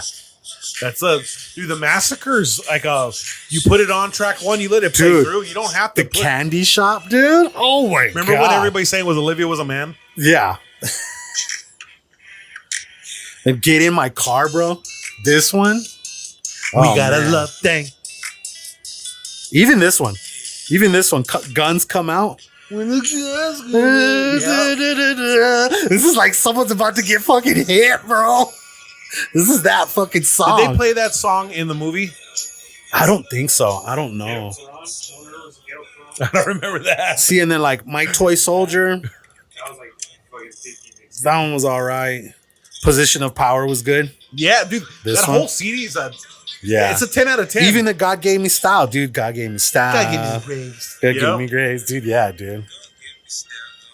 Hate It or Love It, the remix is on this one too. Growing up, I was confused. My mama kissing the girl. So, growing up, I was confused. My daddy sucking some dick.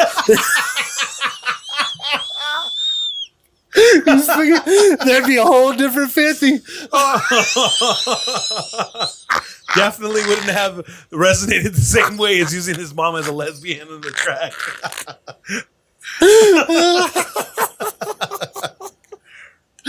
Oh, man. The song was Many Men on, Many, man. That was on the first one. Yeah, Get Rich or Die Trying. Yeah. but it was originally on Guess Who's Back? The mixtape. Yeah. Yeah. Yeah, I Get Money. Yeah, straight to the bank. Oh, this one was all right on this one. The amusement park. This one was all right. Shorty, you ain't got to take your panties off. Just move to the side. That's cochino shit right there. I love it. Yeah. Just move to the side. Yeah, bro. Shit. That might just have to be my fucking throwback for the day. Hell yeah, man. Let's get into our gems. I'll go first. I got when we were in that first night, okay, when we were in San Francisco, we were getting ready to call it a night, okay, about 8:00. And then Pat's like, bro, he's like, there's this Chinese food place right up the road that has really good wonton soup. You want to go get some? I was like, fuck yeah. I was like, what time does it close, bro? It says here 11:00. Okay, cool. We pull up, it's 9:05. It's fucking closed, right? We're pissed. We're like, oh, fuck. So we're in Chinatown. We walk a couple different spots. They're all fucking closing. We end up at a fucking burger place, dude. And turns out that this burger place, Anthony Bourdain said it was his top 3 burger he'd ever had in his life. Okay. Damn. And it was pretty fucking good. It was actually pretty fucking good. I got to find the name of the place so I can put you guys on this shit. This way, you know, if you're ever down there, you got to try this fucking burger. Let me see. The name of it is, here we go. It's called Sam's Pizza and Hamburgers. And it was literally called the Anthony Bourdain Special. It's $21.99. It was a double cheeseburger and some fries and a beer. And let me see. I got a bunch of fucking B-roll and shit. I'm gonna tell you one thing. That burger. I'm not part of the smash burger movement. This is not a smash burger. You understand what I'm saying, though, right? This is a backyard grilled burger, bro. My thing is it this, was bro. really fucking good, bro. Your hamburger meat has to be rolled into a ball, and it has to be hand flattened. You can't just throw something on the grill and just. I don't fuck with it that way, bro. The love is in the hands. You got to get a little bit of hand grease in the burger for someone to eat. You know what I'm saying? Hell yeah. And so, bro, that was the place we wound up eating dinner, and it was really fucking good. But while we were sitting there, they were playing dope shit. Like whatever station they had it on had all the cuss words in it and everything. And I like when people don't give a fuck. And I heard this song. I'd never heard this song before. It's called "Keep Floating." It's by Mac Miller, featuring Wiz Khalifa. It's a fucking total fucking just like stoner joint, bro. Like this beat, everything about this song is dope, dude. And I was like, listening to this, I was like, this is tight right here, dog. Just grubbing a burger, jamming onto some dope shit. Let me see. Hold on. Here we go. Let me find the hook.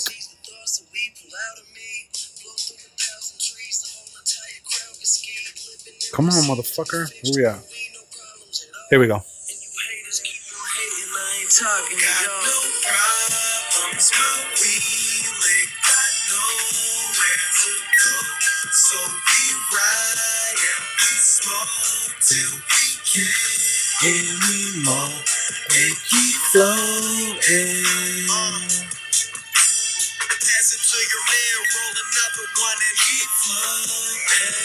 When it's almost done, why don't you go and break down enough for another one and roll me some? And he literally just has Wiz on the fucking hook. No verse, no nothing, just Wiz on the hook and Mac Miller. And you know, I'm sad, bro, because like I never was really big on Mac Miller, but I've been finding more songs that have Mac Miller on that are dope. And I'm just like, fuck, you know man, what like, I liked when he I came missed out on some dope shit, I guess. He came out with this show, The Most Dopest Family on MTV, when MTV was still doing like reality TV shows like Robin Big and all that other stuff. They only gave him one season, but it was cool seeing him interact. And obviously everything's scripted, you know, but I always thought, like, you know what? They should just put a real camera and let them go.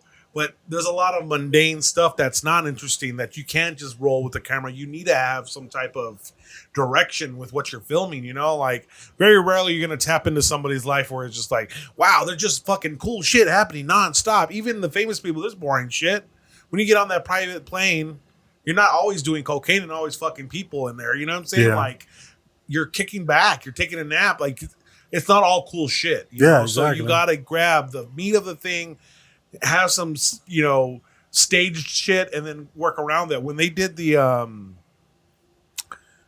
show with Generation Cool, what was it called? Oh, yeah. I can't remember the name, but I know what you're talking about. Is it still on Netflix? I think so. I hope so. I talked to fucking JR. He goes, bro, everything was planned. Really? He goes, we threw a big part. So that Rejuvenator guy, those were his shoes. Oh, yeah. You know? Yeah. Those were his shoes that he bought, those fucking Air Mags. So yeah, and like when they went to the swap meet, he had already had that piece, I think.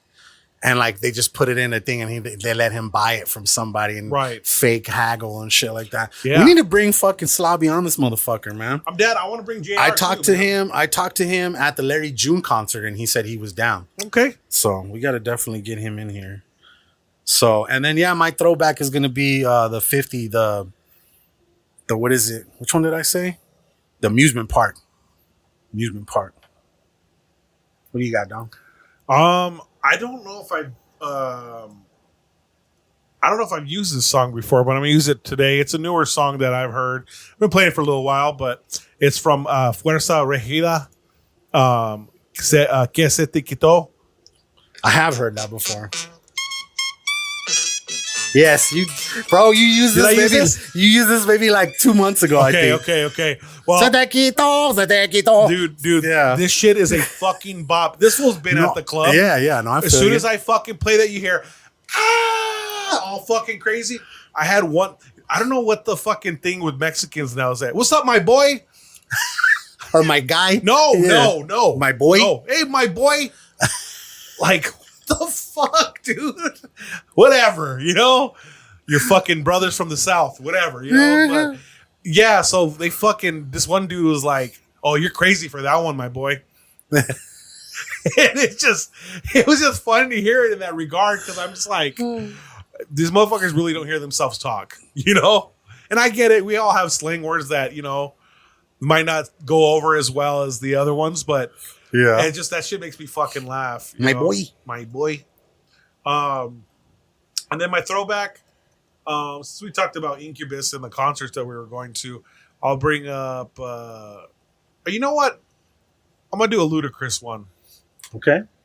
I did a lot of downloading videos this week with the websites. His videos were always fucking funny, dope, bro. Yes. And I came across this one. Oh, yeah. Diamond in the back. Mm-hmm. In the back. Always love the snare part. But yeah, so that's my jam. I'm sad I didn't get to go to Ludacris, to be honest with you. It was dope. It's not that I didn't want to go. It's just working, bro. Like, getting out of that place, I heard was a bitch that night. Bro, I learned, bro. Where to park? I learned exactly where to park and how to get out of that shit because during the fucking, what was the last thing we were out there for the Too Short shit? We got stuck in some bullshit. Bro, like, where the Ava is and, like, the big fucking part of it, people park right in front right here. That's where everybody gets stuck. Dude, you got to park on that outskirt one because over here, there's it's gotta. I mean, I see motherfuckers with trucks jumping that curb, no problem. Yeah. I didn't want to jump that curb. Why would you in your There's car? a spot right next to a Suntran thing where the fucking thing goes down for people in wheelchairs. I went right through that motherfucker, bro, and got out stupid fast. It was fucking great. But if you're smart, park at the casino Park too. by the second hotel. There you go. Yeah. In between that other hotel You know and what the I'm casino. saying? The new hotel. It's closer Park to right the there. fucking road right there. And then It you is. just have a little bit of a walk. You're That's going it. to walk. But it's worth it. But you don't have to wait for fucking Yes. 20 minutes, 25, 30 minutes to Exactly. get out of there, you know? Exactly.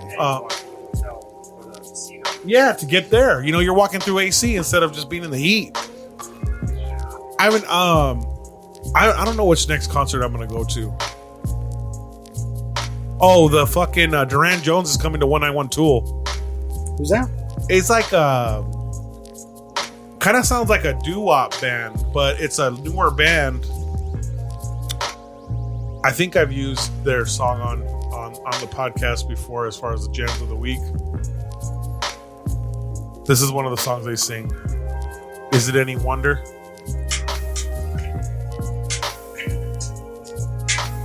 You know that old Vato shit? I've seen lots of reels using this.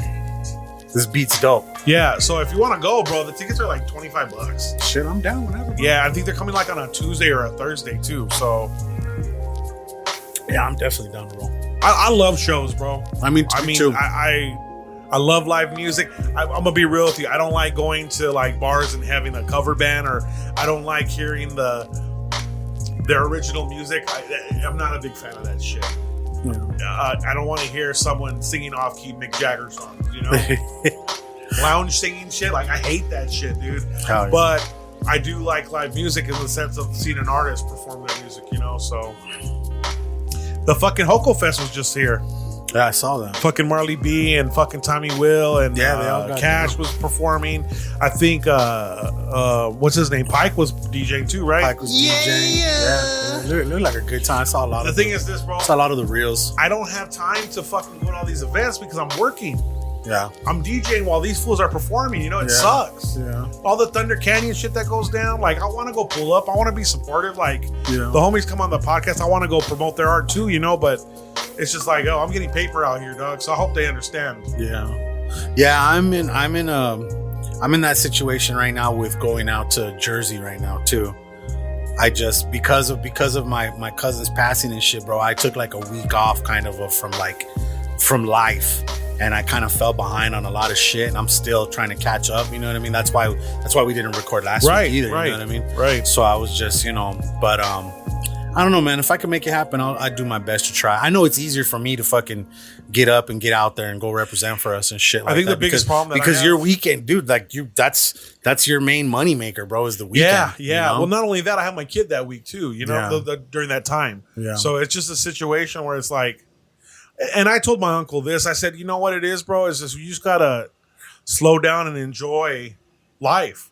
It's not always about the money, but those are my busiest days, Friday and Saturday. You know, They are, man. They're big days, bro. Those are big fucking days. So we'll see. I might just like pull up and not tell anybody I'm coming and shit, and just That's fucking tight. just pull the fuck up. I'm at that point, bro. Like I want to do more. I want to do fucking so much more, like out of everything, you know, with life, bro. Like you just, when that shit happens and you realize how fucking short life really is, bro, you start questioning your own shit, you know, and you're just like, all right, man, like, I just want to get more out of this bitch before I'm out this bitch, you know what I mean? I've had a lot of life situations happen the past couple weeks. Like I told you, I'm not trying to pat myself on the back. I'm not looking for recognition. I'm not doing this for clout. But I gave up smoking weed this morning. Okay, yeah. You know, and a lot of things that brought me to this point. I woke up this morning and I realized, like, I just don't want to be numb to everything anymore. There's a lot that goes into feeling the emotions, what are natural. Anxiety, depression, unfulfilledness, you know, like there's a lot of things that the weed masks for me. It's been a coping mechanism for the past fucking 25 years almost. Whole lot of fucking in weed. Whole lot. So now it's like there's a lot of clarity involved in me right now. I feel sharper already. Not even being 24 hours off of weed, you know? That's good, man. But it's just a life choice, bro. Like you said, you wanted to do more. I feel like I was just chilling on the sidelines for a lot of the things that going on. And don't get me wrong, you see my story, you know me. We're in contact very often. Like, I'm not just chilling at home. I know that I'm productive and all that other shit. But I just feel like when we talk about that next level, and I know we had a little conversation on the phone about it earlier, that next level is when you are able to achieve that clarity and you're able to put a game plan together. Am I saying goodbye to forever? It might be. It might no more pot smoke for me, but then again, it might not. You know, I don't know. I don't know where my life's gonna go. But as far as right now, I'm quitting in the sense of like, I don't plan on getting a dime bag. I don't plan on getting a joint from the dispensary. I don't plan on getting any more wax or even edibles, you know? Yeah. But I don't want to supplement that with drinking more alcohol. Yeah. I want to trade one vice for the next. Yeah. No, I'm on the same boat with you, bro. I want to kind of be like, I want to supplement maybe that part of what I was doing, you know, with the weed and shit like that. And really, like, I wish I could say I love fucking going to the gym as much as I like smoking weed. I want to get to that Everybody point. would love that. You know what I mean? I'm going to tell you this. Today's gym session sucked. Yeah. Getting on that treadmill for not being in the gym for as long. I had a terrible time. I did 2 miles in 24 minutes, bro. Oof. That's terrible. Yeah, that's I mean, a lot of people see that like, damn, that's good, bro. I couldn't even do a mile in 24 minutes. That's not the point. The thing is, I know where I'm capable of working out. Yeah, you know, and I'm not there. You know your goals, yeah. But nah, dude, the first thing I wanted to do when I got home was fucking the rituals, is rip that dab. Like, bro, I've smoked so much extracts in the past year that flower doesn't do the same shit to me. And that's what I was like, it's not working anymore. This isn't to have fun anymore. This is for me to, I don't want to say like to conform into society, but like a lot of the shit that bothers people didn't bother me because I was fucking high all the fucking time. Yeah. So the snootiness of people or the passive aggressiveness or the obnoxiousness, like all that shit fell to the wayside because I was fucking high. Now, unless someone talking to me, I'm like, hey, can you shut the fuck up now? Yeah, like who the fuck is this? The tolerance level, the tolerance for bullshit's gonna be fucking minimal now, bro. But I see more good out of this than bad. Absolutely. Ain't nothing wrong with fucking doing shit right for yourself, bro. I mean, you know you better than anybody else. Yeah. And nobody's gonna do it for you.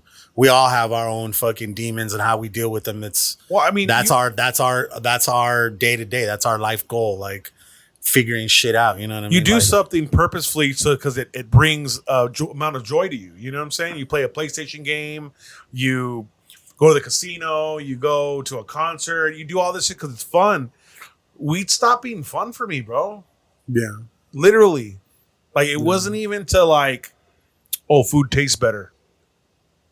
Yes, it does. Sex is better. Yeah. Listening to music's better. Sleeping's better. That's what I'm worried about tonight, is if I'm able to go to sleep. Yeah. But, knock off a couple knuckle children. And there you go. Yeah, work it out. But I'm just interested to see where this journey takes me, bro, because for the last 10 years, I smoked every single day. Yeah. So to give something like that up cold turkey, like, bro, I'm going through it right now. I'm feeling the withdrawals. And I'm not. You sure you don't want to start tomorrow? I'm not jealous. I got 3 joints right here, dude. Honestly, bro, I don't even feel the want to smoke right now. But how about I leave you a break just in case of emergency joint? We can do that. But what I'm saying is, it's like, I don't know. I feel like a different person right now, bro.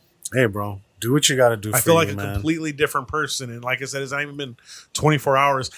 I'm not afraid to be vulnerable on the podcast, bro. Like, I think above everything else, I want people that listen to this to understand how authentic we are. We're not putting on a show for people that listen to our podcast. Yeah. We are literally people and just speaking on our lives. And for some odd reason, people keep listening to us, Right.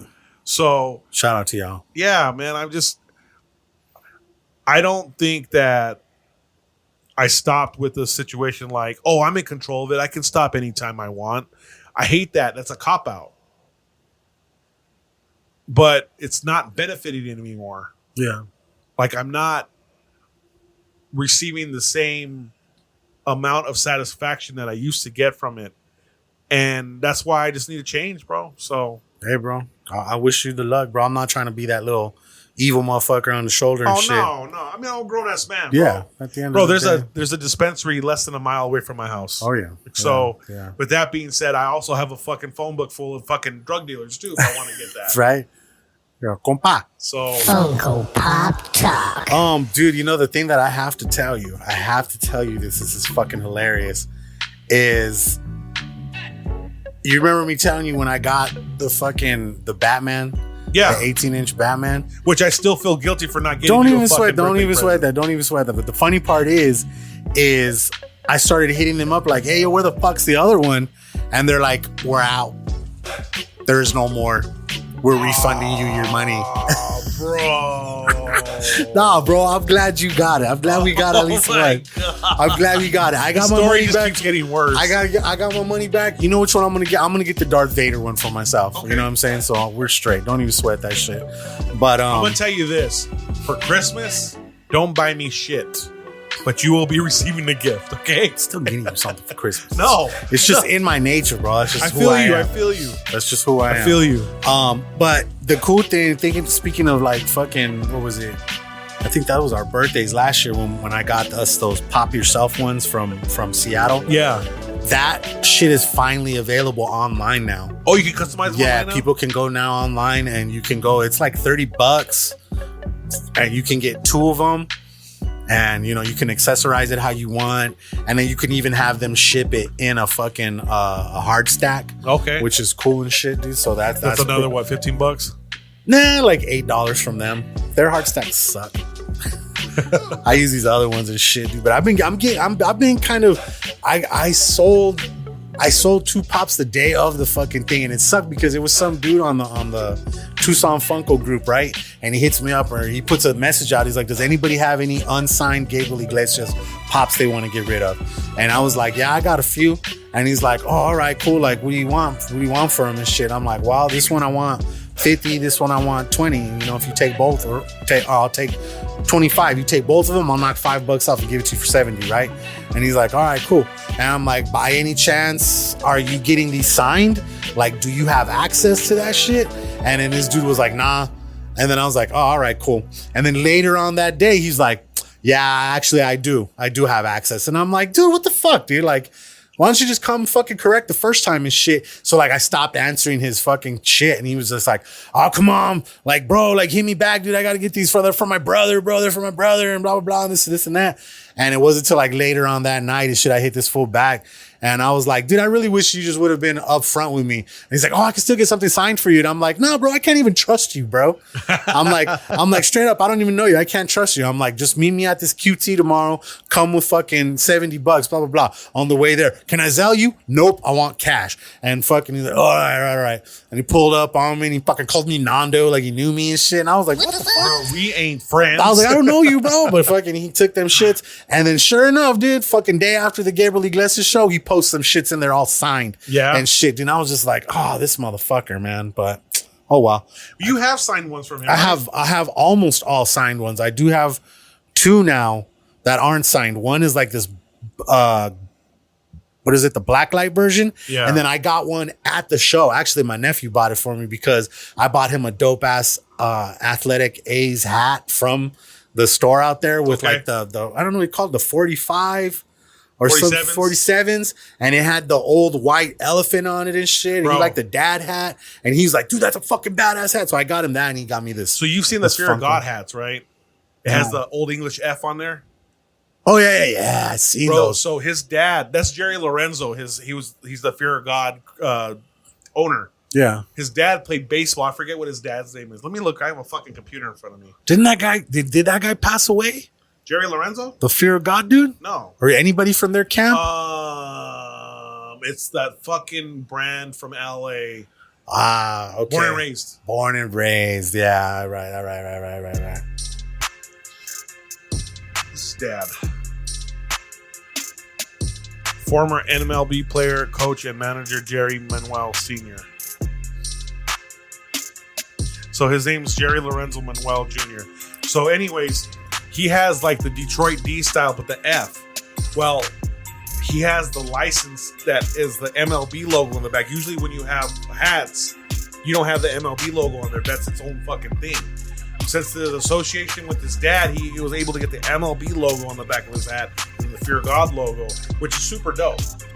The cool thing about it is I think they have exclusives at every fucking Major League Baseball stadium. So I'm in the fucking stadium going through the team shop when we're on our way out. I find a all black hat that is the 5950 fitted with a copper, with like the metallic copper F, and the cap up top was purple. $75.99. Fuck no, I didn't get it. $75.99 because it's a fucking brand. It's a Fear God hat. Yeah, bro. I've never heard of. Actually, I lie. I saw this thing that Nacho posted the other day, and this fool spent like $60 on a fucking hat. But that fool has all kinds of hats. Yeah, he does. He's got his own chat. He's got his own Instagram for his hats. Yeah. That's that little dude I did. I did a little cookie, and it's called Cookies Fitteds and shit like that. Dude, I've been doing more fucking. I've been doing more illustrations. Did you see Mateo's sumo dude today? Yeah. I did that. Okay. It was something that he did years ago, and he even posted that. It's like 9 years ago. I think a cousin of him started it, but it had some sort of mask on it. So what is it? A chimichanga? What? It's that It's a chimichanga, and then it's cut into little pieces, so it's like sushi, right? Sushi, yeah. And it comes with, instead of like soy sauce, you dip it in the beetle. Okay. Oh, it's good, Fire. dude. It's fucking good. Yeah, man. Fucking almost down near everything there has been good, man. It's crazy. What's his name? JR, Sid the Kid from Generation Cool, and a couple of my others. You know Henry, Tattoo Henry? Yep. And then my homie David Pico, that guy, they all went to Rollies yesterday at 6. They invited me. I just got caught up with the shop. Sucks because it's right down the street. You know, I couldn't make it. Yeah. I like Rollies, bro. Oh, that's good shit, bro. We got to bring Mateo on too. We do, bro. Yeah. But yeah, man, that's Funko. That's Funko Pop Talk. Funko Pop. Fucking something new. I googled my fucking flocked Smokey the Bear. It's only like $20. Bro, the Funko's not good right now, dude. No, the stock is down. The stock is not good right now. I mean, you still get good money for the rare ones. The rare ones, they don't give a fuck. They'll charge you what they want. Like, you were trying to get like the old Batman bank robber fucking Joker and like just that's old a grail, grail. right? That's a grail. Fucking Alan holding baby Carlos is a grail, bro. Like, I want some of them shits, dude. But I'm sad I never got to pull the trigger on the Beavis and Butthead that had Zias. I know. But they wanted like $300 for one of them and $180 for the other. That's fucking crazy. Maybe go back and check, see if that shit went down. Oh, they're gone. They're sold. Yeah. I'm letting go of a lot right now. Like, I don't give a fuck. Even if I sell them at the retail, if I get my money back, I'm straight. At like $10 a piece? No. They got to be 15 or 12 okay. and up, and you're paying for shipping. You know what I mean? So, but some of them are worth more, bro. Like right away, I'm a sticker whore, so I didn't buy a lot of common shit. Right. I bought fucking exclusives. You know what I mean? So I got a lot of good shit to get rid of. I just got a set. I got a Bill Lumberg. Bill Lumber? From fucking Initech. Oh, yeah. He's all great. Lumberg fucked her. I'm going to need you to come in right. I like that fucking fantasy scenario that he had going on his head. Lumberg fuck. Oh, yeah. He's all, Can you move it a little to the left? Yeah, great. That's great. Yeah. Oh, hey, Peter. We got some problems with your TPS reports. You fucked Bill Lumberg? Yeah. Let me see. Something new, bro.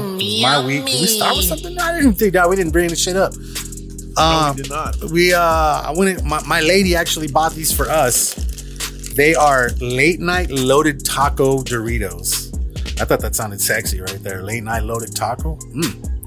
But basically, it's just taco seasoning on the fucking Doritos. But they weren't bad. I mean, they're not great, but they weren't bad. And then I got a Twix. Does anybody want this last Twix? Sure?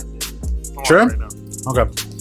Anyways, it was a cookie dough Twix flavor. It was all right. And then the drink, Coca-Cola be dropping these crazy ass flavors. I don't know what the fuck this Y3000 is all about, but That's what it was, and it was just, what did I call it? A blahberry.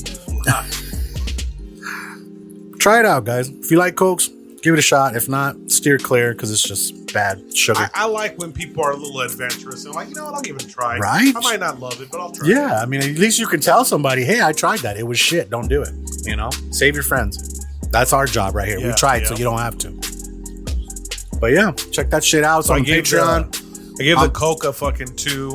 I gave the Doritos a 2, and then I gave the Twix a 3.5. Yeah, I was like somewhere around that ballpark. You got to go check out the Patreon.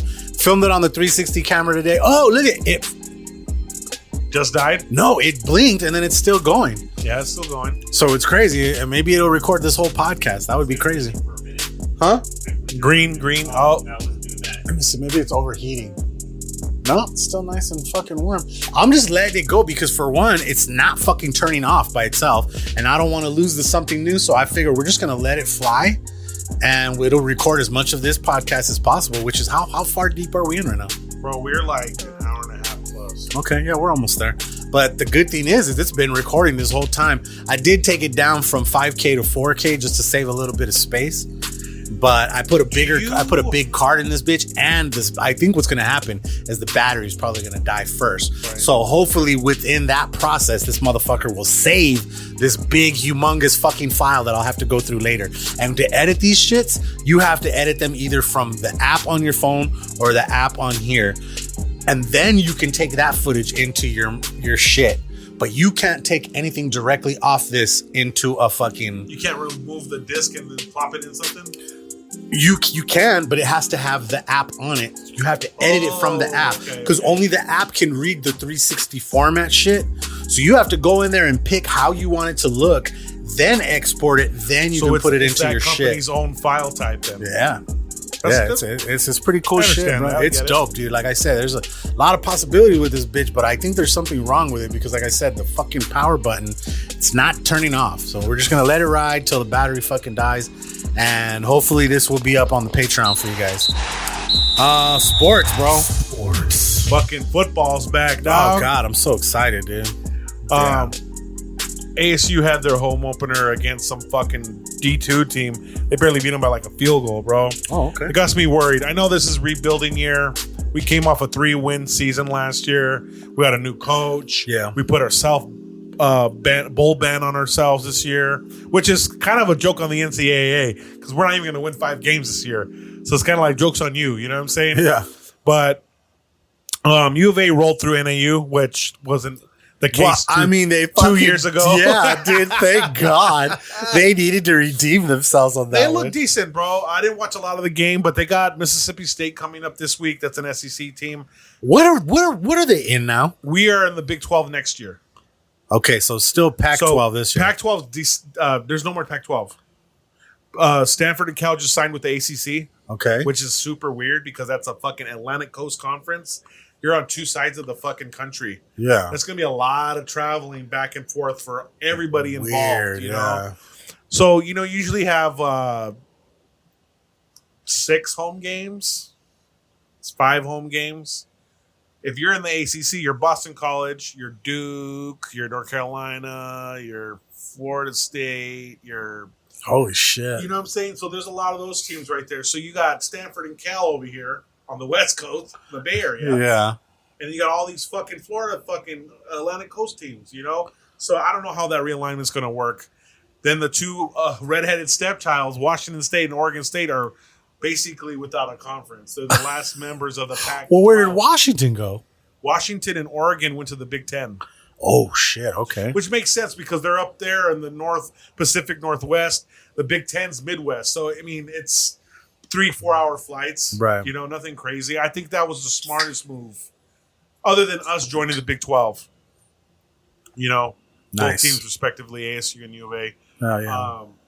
And then NFL starts this week. It actually starts tomorrow. The Kansas City Chiefs play the Detroit Lions. Nice. It's a 5.5 spread, minus 5.5 Chiefs. Travis Kelce got a fucking hyperextension of his knee. He got like a bone bruise or some shit. What is a bone bruise? I didn't even know bones could get bruised. I didn't know bruises can get boned. Let me Google that shit real quick because it got me like I've heard that term before when they talk about sports injuries, but I've never heard the explanation of what is a bone bruise. So let's see.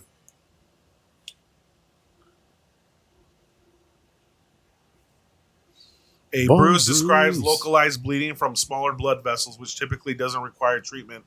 A hematoma is a pooling of blood due to larger blood vessels leakage, which may need draining. Both occur due to trauma to a blood vessel. So basically, you have a pool of blood if you have a hematoma in your body. A bone bruise will just be localized bleeding from smaller blood vessels. So something that's self-healing, I guess. Yeah.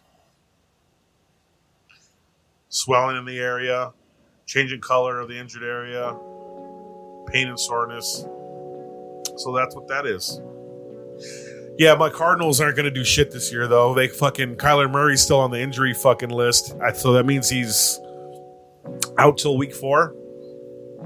But he was named a captain, the team captain. And apparently he's like BFFs with the new coach, which is kind of refreshing because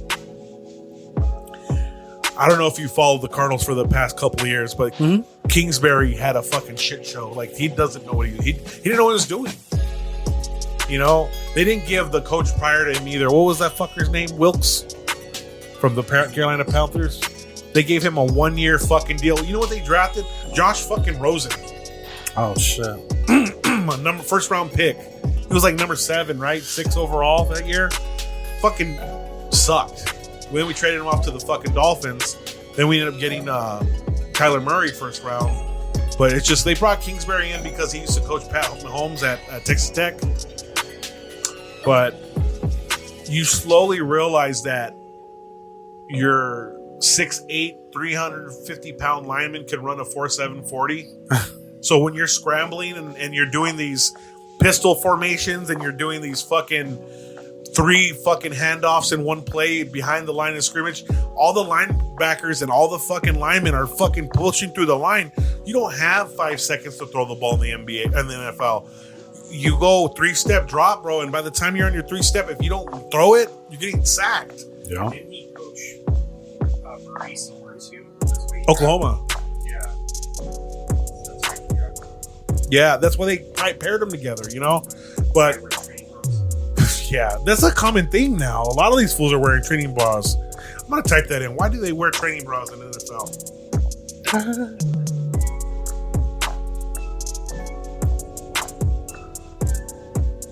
But yes, that's the football aspect of it. I don't know. I'm excited just because it's something to watch. It's always been like a pastime was watching football at my house. Oh yeah. I'm excited for some football. I want to do some bets this fucking season too. Why do guys wear sports bras in football? They're called the GPS tracker vest and very common among male footballers. GPS tracker vest. They couldn't have made them more stylish, huh? They couldn't have just made it like a wife beater. They look like bras, bro. I've seen them. I saw the fucking videos of what's his face out there rocking that shit. Fucking Kyler Murray. So it tracks heart rate, calorie burning, energy output through practices or games. I mean, that's smart. See how much fucking area they cover on the field and all that shit. Especially with all these athletes dying now from heart attacks, bro. From that fucking COVID shot. I gotta show you this. You have world-class athletes falling out and dying, bro. Never had heart issues ever in their life. Sure, right? You see that fool from Smash Mouth died? Yeah. Steve Harwell? Yeah. Somebody. Those videos are the best, right? They like smack their face on the ground. Somebody. The whole other day he's all, hey now, you're a dead guy. Like fucking, I was like, God damn, dude. They're fast with I was like, one. give him a chance. Let him bury that fucker. Yeah, first, right. Got anything else in sports? Fucking USA lost in the fucking FIBA the other day. Lithuania? They're talking about how fucking Austin Reeves is the next fucking Michael Jordan. And they're fucking sucking his dick all crazy. The guy from the Lakers. And Anthony Edwards, how he's the new face of the NBA and all this other crazy shit. It's like, bro, how the fuck are you guys losing to the world, bro? Like, you guys are all black. You guys could all jump through the fucking gym. You guys are losing to fucking part-time architects and plumbers and shit. The fuck's wrong with you guys? You know what it is? We sent the B squad. Yeah. There's no Devin Booker on that team. There's no LeBron James. There's no fucking Damian Lillard. There's no, the stars aren't out. And because this next season's going to be a fucking grind, bro. I'm anxious. I cannot wait for NBA, dude. Yeah. The Suns are going to fucking take it, dude. I know everybody's not big on them. I but fucking hope so, man. We got the tools to do it. We do, man. So hopefully, I'm going to go to a lot of games this year. Maybe not a lot of Suns games, but I know the Sun Devils are going to go to the games. But that's all I got in sports. Yeah, I told Chef Mondo I wanted to pull up to some football games and shit, too. Bro. I'm down, bro. That shit is fun. Okay, last we got is fucking tech and new shit. We're working with this 360 camera. It's beeping, but it's still going, dude. But look, I want to show you this video. This was taken with this. Look at this. That's pretty dope. It's good. Like, look at, he passes me the joint. It's like a fisheye effect. Huh? Yeah, this is called Tiny Planet. When you do shit like this, yeah, it's something crazy the way you can fucking do it. But it's pretty dope. And I'm just trying to learn like different shit that you can do with it. That was just us smoking right in front of the hotel. They didn't give no fucks out there. Oh no, hell no. No, they were cool with it, bro. They're just like, fuck it. And then over there it's kind of weird if you're not smoking pot. Right. And let me see. The other thing I wrote down was while we were on our fucking little break, they dropped a Sony A6700. Finally come out, which is the next step up, dude. Like I everything about it is great, except for the fact that they're saying it has overheating problems when you're. But you were talking about the slow mo aspect of it, right? No, it does everything good. No. It only overheated when you did the slow mo, right? Okay, blue. Now it did something. Okay, it's teal. It turned off. Dead finally? I don't know. Let's find out. Let's see. It fucking feels warm. So you said the last time we talked about it that it only overheated when you ran it when you're doing 4K at like fucking 60 or 120 frames per second, which you're not gonna be doing that type of slow mo for a long period of time. You know what I mean? So it's not a time lapse slow mo. Right. You don't need to be doing that shit. Yeah. So it's like, it's actually a pretty decent fucking camera, bro. It's got the fucking same battery as mine, so it's got good battery life.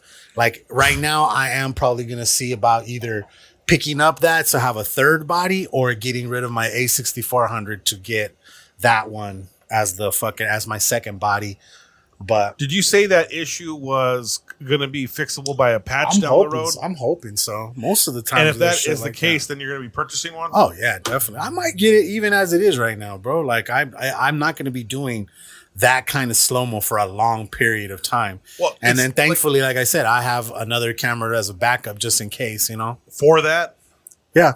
Yeah. Yeah, when I'm filming videos now, bro, dude, God, if you would have seen me out there fucking on the streets of San Francisco, bro, I had my backpack, right? Like this motherfucker, I had like back here like a fucking ninja sword. I would pull it out and fucking do this, right? I had on my arm, I had this one clipped, this one off this, but on a thing clipped right here. I had my other one around my neck right here, and I was holding like my good cameras, and I switched in and out between what kind of bro, it was fucking dope. And like people like out there, they were like smiling and fucking, hey, look at you, blah blah blah. Oh, hey, make sure they're like, hey, make sure you get yourself some pizza, man. And fucking, I'm like, all right, thank you. And fucking, yeah, dude, it was cool. And like, it was crazy, bro. I got so much fucking footage, dude. When me and Pat went to Vegas, 570 gigabytes of shit. This one, 680 gigabytes. But that's 4K is making it like crazy. 4K is big. Yeah. 4K is huge. So it's like, and every single one of these bitches is 4K. This one is 5.7K when I'm doing full. Can you tell the difference? From 4 to 5 point whatever? Not really, because you have to downsize it anyway to fucking fit whatever format you're going to be using it for. Because the second I'm in here now editing it, it doesn't let me output at 5.7K, but it just makes my 4K footage look that much better. Creamier? Yeah. So even the 1080 looks good. Is it so creamy that it looks fake? Nah. You know what I'm saying, right? Yeah. It doesn't look like that, like you're on the set type shit. Right, you know what I mean? right. But with proper lighting, I bet you probably could. Yeah. The outdoor shit was fun, dude. And then plus, dude, you know what's funny is it wasn't until later on in the day after that we had already gone back to the hotel and we were outside smoking and we met some people and they fucking came and got stoned with us. And the lady was like, she was like, we just came from the Pizza Fest. Oh yeah, we were too. And I was like, I got some fucking cool drone footage. She's like, drone footage, really? She's like, how did you manage to pull that off? I'm like, what do you mean? Didn't you have to get like a permit and fucking insurance and shit? I was like, nah, I did it. Telling me that and then shit. she was like, oh wow. She was like, yeah, from what I hear, that's why like, a lot of people don't really do it over festivals and shit like that because you have to get fucking permits and shit. I was like, I didn't do it. And then this is the thing. California is a wild place. And my lady was like, she was like, probably, I told her, I was like, this was what was going to happen. One of two things was going to happen. There was a cop standing right behind me. I start pulling out my shit and I'm getting it everything ready. I'm like, either this fool's going to come up to me and say, hey, you can't do that. Or he's not going to give a fuck and let me fly. And I flew it, right? And then my lady was like... I wouldn't have had that type of outlook. I would have been like, fuck. They could fucking impound this shit and give me a fine on top of that. I was just waiting. That's right here. I was waiting for him to just come over and say, hey, sir, I'm sorry, but you can't fly that here. Yeah. I would have been like, dude, I'm from Tucson. I'm sorry. I don't know what the fuck the things are out here. I was just told to get some drone footage, blah, blah, blah. But my lady was like, that cop was probably like, look at this ballsy son of a bitch. He's got to have his paperwork to be fucking pulling this shit right here in front of me. So he was like, yeah, he's probably got his shit. But I fucking threw that bitch up in the air. I did some cool ass panoramic shit from fucking all the way around. Like the fucking San Francisco skyline is just fucking crazy, bro. It's just so beautiful and like all kinds of old crazy buildings and then water around it and shit like that, dude. It was cool shit. Beautiful place, bro. And I got some super crazy fucking footage out there, bro. Like I'm excited, man. And fucking I was happy. I was happy with the footage that I got and shit. So it's cool, man. Like I'm starting to add that like that vibe of like, if somebody wants to hire me to like film a documentary, you know what I'm saying? I got all that. You're shit, a documentarian. I'm a documentarian player. I got fucking mics. I got lights. I'm getting a new fucking carry-on bag where I can carry shit and it just looks like a regular carry-on bag. Like it doesn't look like this is, hey, I got camera gear in here. I know I found this, there's a company called Think Geek or some shit like that. And they make dope fucking camera bags. And one of them is it looks like a fucking, just a regular carry-on, but it's got spots for everything. That's what I'm doing because this last time I had so much shit in my backpack. That motherfucker weighed like 60 pounds. Oh. And I was getting a laptop and the iPad, bro. Why? I took both of them shits, but I was better prepared, right? But I had all them shits and like fucking like 6 cameras. And I had everything I needed, bro. But you know what I found out when I got out there? I was short cards. I was pissed. I didn't have enough cards. Did you go buy them? No, thankfully I had big cards, so I would just move it from one camera to the other. You know what I mean? And thankfully I was able to get all the footage off and everything like that. And I told Pat, I'm like, I need you to buy an external hard drive, man. Like we need to put all this shit in a third place. You know what's crazy? As I just bought a hard drive, I think it's in my backpack, for the videos specifically, because I was like, I downloaded a couple. I'm like, dude, I'm gonna kill my computer. How many terabytes? I think it's 2. 2? Good. I paid like $70 for it. It's not bad. I need to get another one. What's the Mac one? The Mac. orange. You know what hard drive I'm talking about, right? It's made for Macs. Well, no, that's SanDisk. No, that's not a SanDisk. It's not a SanDisk? No, it's another brand. Anyways, that's what most Mac users get because it's like a bulletproof. Throw that shit off a fucking rooftop and it won't break. Yeah. But the only problem is they only have the fucking 5 terabyte ones at Best Buy. Damn, how much did that motherfucker run? I think it was like 179. I'm like, I'm not trying to fucking drop 179 right now. Right. This is the one that I have. Mine's a 2 terabyte too. And I like this SanDisk one because it's pretty fucking it's rugged. It's LACIE. LaCie? I've never heard of that. You've never seen those? Oh, okay, yeah. I've seen those. Yeah. I've seen all the producers that are laptop producers and shit, and the DJs. They have that. That's what they use for the attached. I never thought I would get 5 terabytes. I got that one right there. Okay, it's like this big. It's fucking tiny, but it holds 2 terabytes, and that's what I told him to buy. I told him, I was like, get that one right there. So the fucking 200 gigabyte one or the 2000 gigabyte one, which is a 2 terabyte, is 109. Yeah, that's not bad. There's 119 here. And then the 500 is 179. Or the 5000 gigabyte, which is 5 terabytes. 5 terabytes. Yeah, that's what I need. I need one of those too, bro.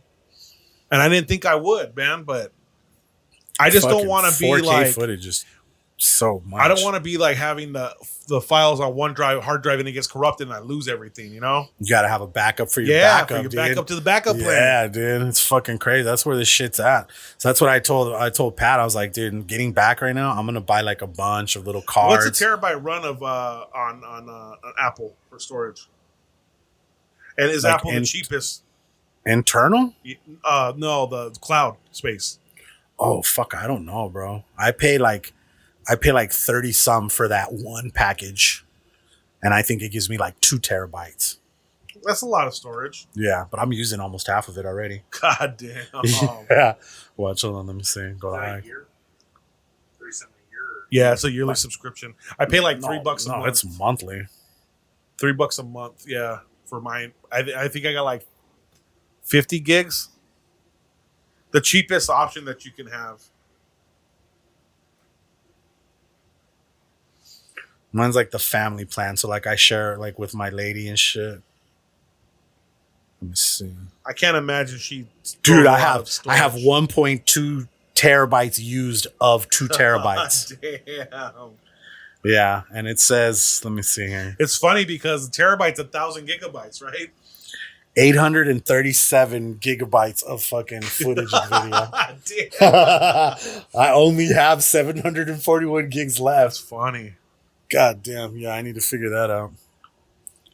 Look at that. Shit. Is that a iPad? Yeah. Is that like a stock? The Pro? Yeah. Is that like an iPad, like a keyboard? The keyboard? This is called like the fucking whatever. It was like $300 for this motherfucker. Yeah. This and then fucking 100 for this little fucking pencil thing that.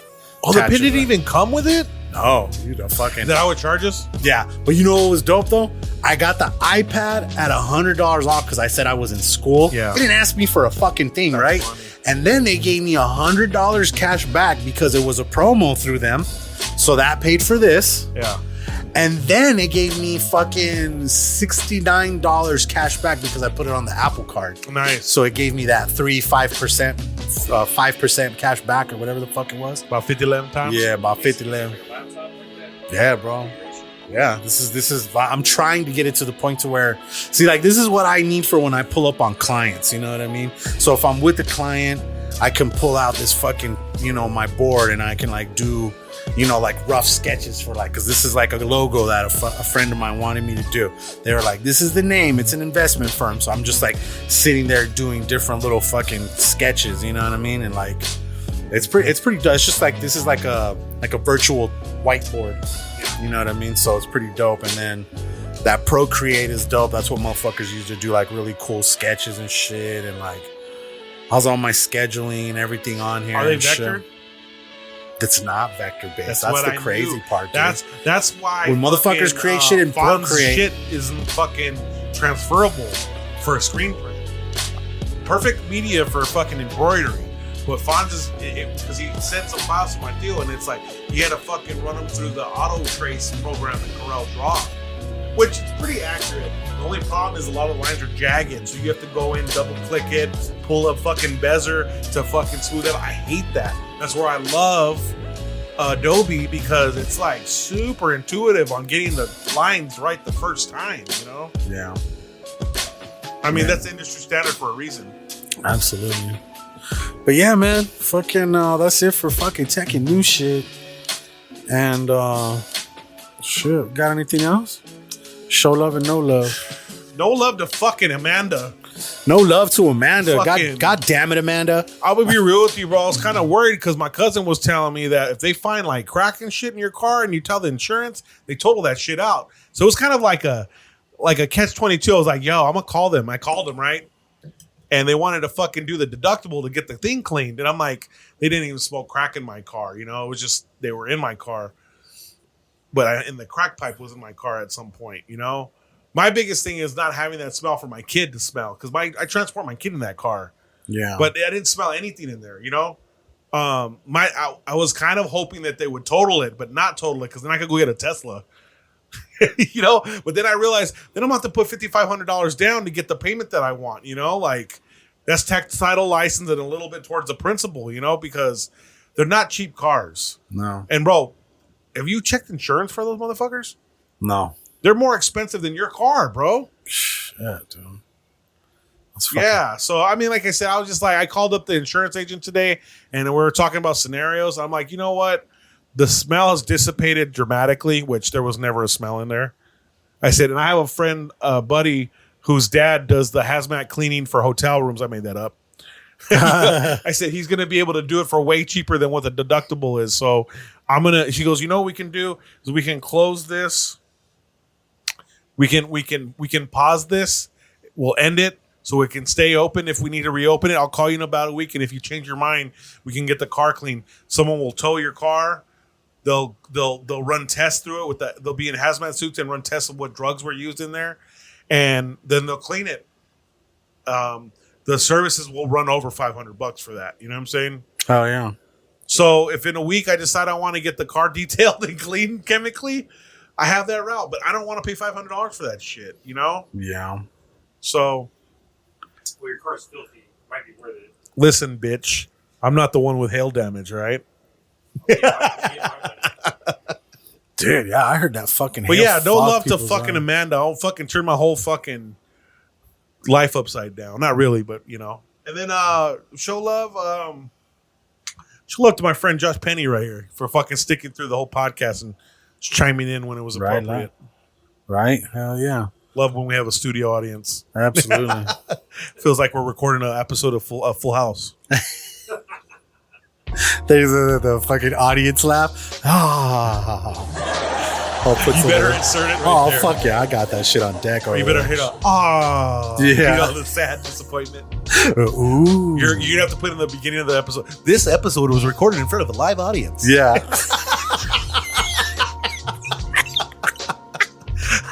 This episode of the Hood Diner. Yeah, fuck yeah. I'm gonna do that, bro. Oh, but that's my show love and no love. All right, I'm gonna show love.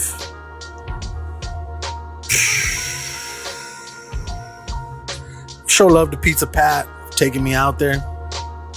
You know what I'm saying? Fucking showed you a good time. Having a good time out there and shit. You know what I'm saying? Giving me these opportunities and shit like that. Show love. I'm gonna show love to my cousin, obviously, that passed away. You know, it's a trip.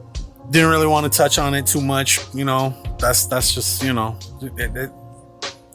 for people that know, I've already talked to them about it and shit like that. It's just, it was a crazy week, man. My fucking stepdad had fucking passed away, and I missed his funeral. I missed his funeral by going out there, but then the day before his funeral, my cousin passed away while I was out there, and so that was a different experience, man. Like not being able to like be around my family, like when they needed me and shit like that, dude. It was a different fucking ball game, bro. It was just a fucking fucked up experience, but came back, you know, handled all the shit I needed to do, made my cousin's cards and slideshow for him and shit, you know what I mean? Did everything up right. Did you use any of the songs that I sent you? I actually did. You know what? Show love to you too for sending that to me. Thank you.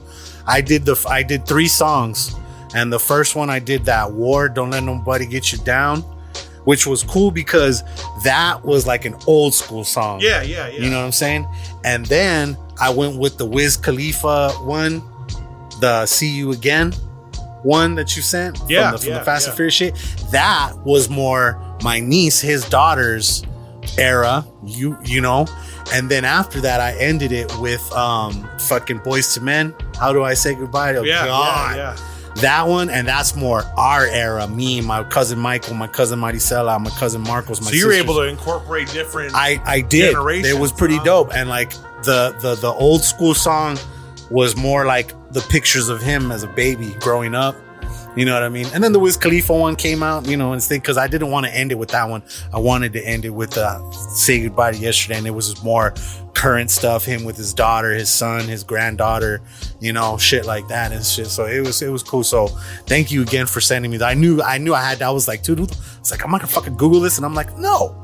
I know who the fuck to ask, dude. So I fucking asked you, bro. Do this for and a living. You sent me like 4 or 5, and I used 2 of them. So I appreciate That's you, bro. what's up, bro. Thank you for that. And I mean, unfortunately, I am the curator of moods. Yeah. And it's a good thing and it's a bad thing, you know, like I've done luncheons after funerals before. It's not a fun fucking vibe, bro. Dude. Like one of my friends and her year just passed. Her name's Daniela Leon. Remember? And she went by Nala. Yeah. I did her. It was a celebration of life type of ordeal at what's that restaurant? It used to be called Los Portillos, but now it was a restaurant that was right here, but they moved to 6th Avenue. El Indio? No, it's right by Pico de Gallo. I think I know what you're talking about, but I can't remember. It's the name. Indian restaurant. Okay. Feather, not Red Dot. But it was there. It was in the back, and they wanted to be a fucking jovial event where it was just like good times, smiles, and laughter. And they had me play all of her songs, like Beyonce, and like it was like a kickback. It felt like a kickback at the party.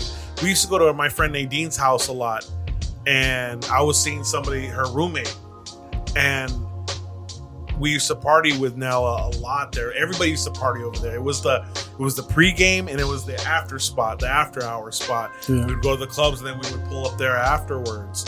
And I spent a lot of time with her there, tailgating, you know, see each other in passing.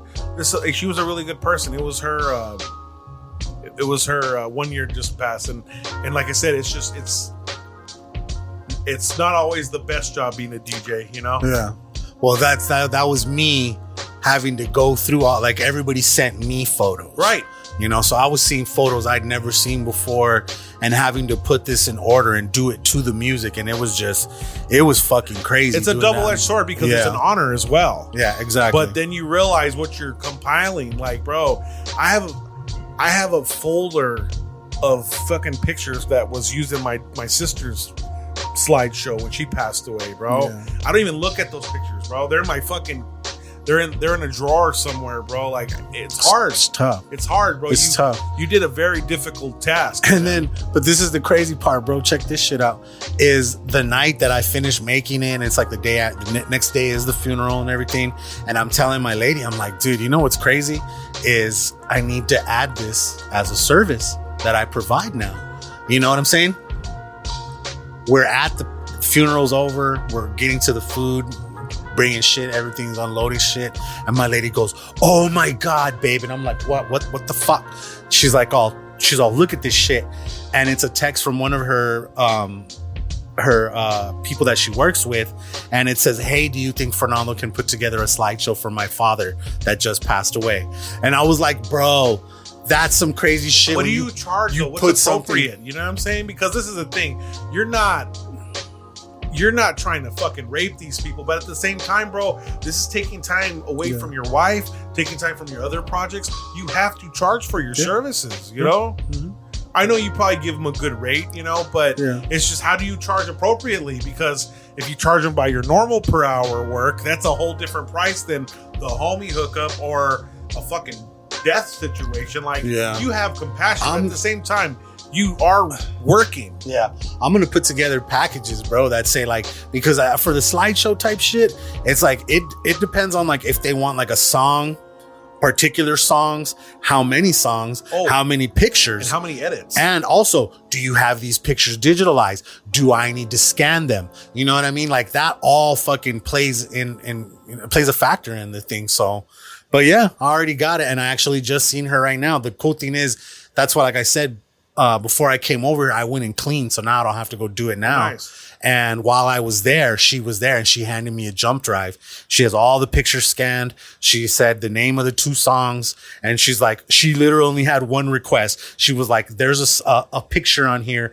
that says, save this one for last, and it's going to be the last picture. She was like, do whatever you want for the rest of the shit. So I'm like, say less. Those are some small requirements, you know? Yeah. And that's what I was saying. Like, is there a final edit? What's the kicker here? Because you know as well as I do, you have it wrapped up in a bow, and all of a sudden, well, I didn't like how this faded in and how this was like pixelized in. Take this effect and do that for the rest of it. Like, that's not just a fucking snap of the fucking fingers. You know what I'm saying? Like, that's going to take you about 45 to fucking 2 hours to really fine tune and then render it and then export it and then put it on your TV to watch and see if it's good. You know, like it's. And you got to give it to them in multiple files too, because some certain shit doesn't work on this TV. It doesn't have the right codec. Yes, exactly. So you got to cover all the fucking angles and shit. But yeah, no, for the most part, I got that shit fucking figured out and shit. That's dope, man. bro. So, I mean, you're not just taking their money, bro. You're giving them an heirloom basically to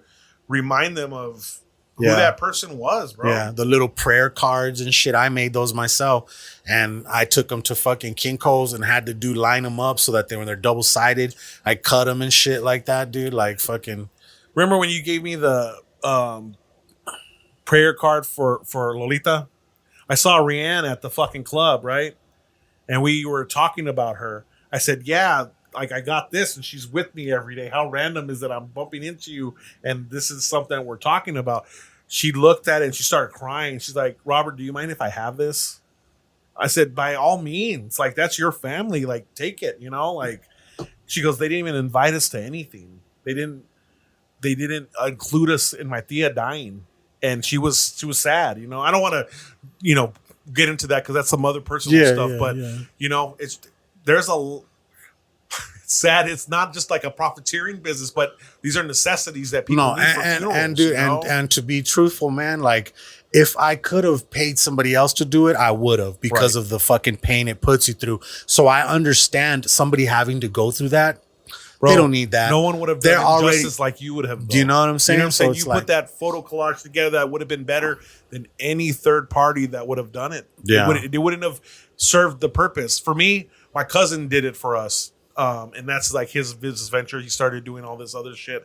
And that's cool. I wasn't in the right mind to do that for my sister. You know what I'm saying? And a lot of people ain't, bro. You know what I'm saying? So like if I can try to be there to help out for people, you know, and they understand it is a service, you know what I'm saying? So it's like, it's just crazy that go to Kinko's, go to fucking Staples, go wherever and see how much they charge you to do shit like that. Yeah, dude, this shit is not cheap, bro. Like, but it was just crazy. It was just one of those things where like I put it out into the universe and literally the next day it fucking came, bro. You know what I mean? That's how it works. You don't have to get ready if you stay ready, right? But show love to all, you know, like I said, all you guys, and I got no love for nothing this week.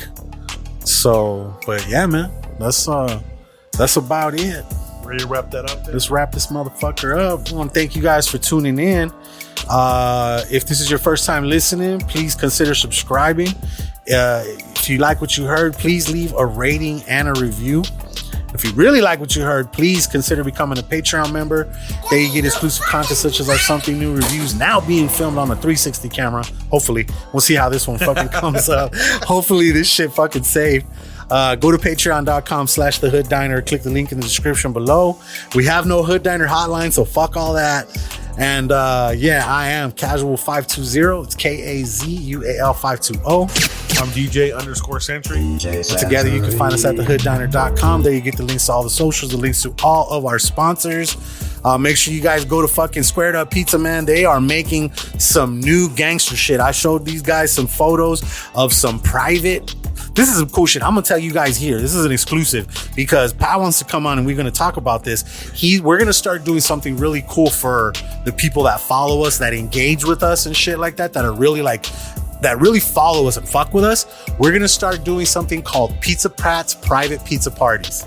Okay, and it's gonna be one time a month. People are gonna pull up like at a certain time, like right there in the mall. They're gonna come up, get themselves a slice, get them a drink, sit down at this table, and then Pat's gonna come out with a brand new fucking pie idea that he just some secret menu type shit, and we're gonna use those people to let us know whether they think we should fucking make this a menu item or, you know, move on or just whatever and shit. But it's gonna be for the people that actually really fuck with us and shit like that. You know what I mean? So it's pretty dope, and that was my fucking idea. It's gonna have like 5 P's, Pizza Pat's private pizza parties. I love the alliteration on that. Right? So yeah, guys, make sure you guys tune in for that. And yeah, episode 1 fucking 69. We'll see you guys in 170. Peace. Peace. Some good ass weed.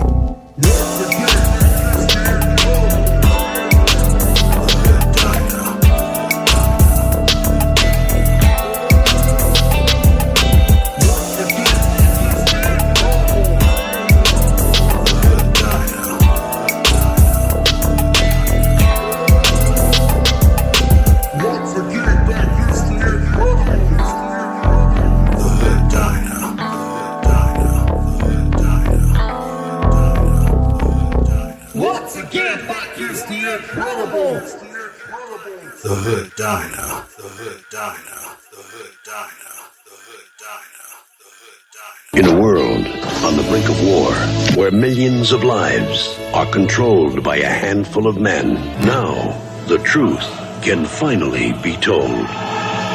The Inner Circle.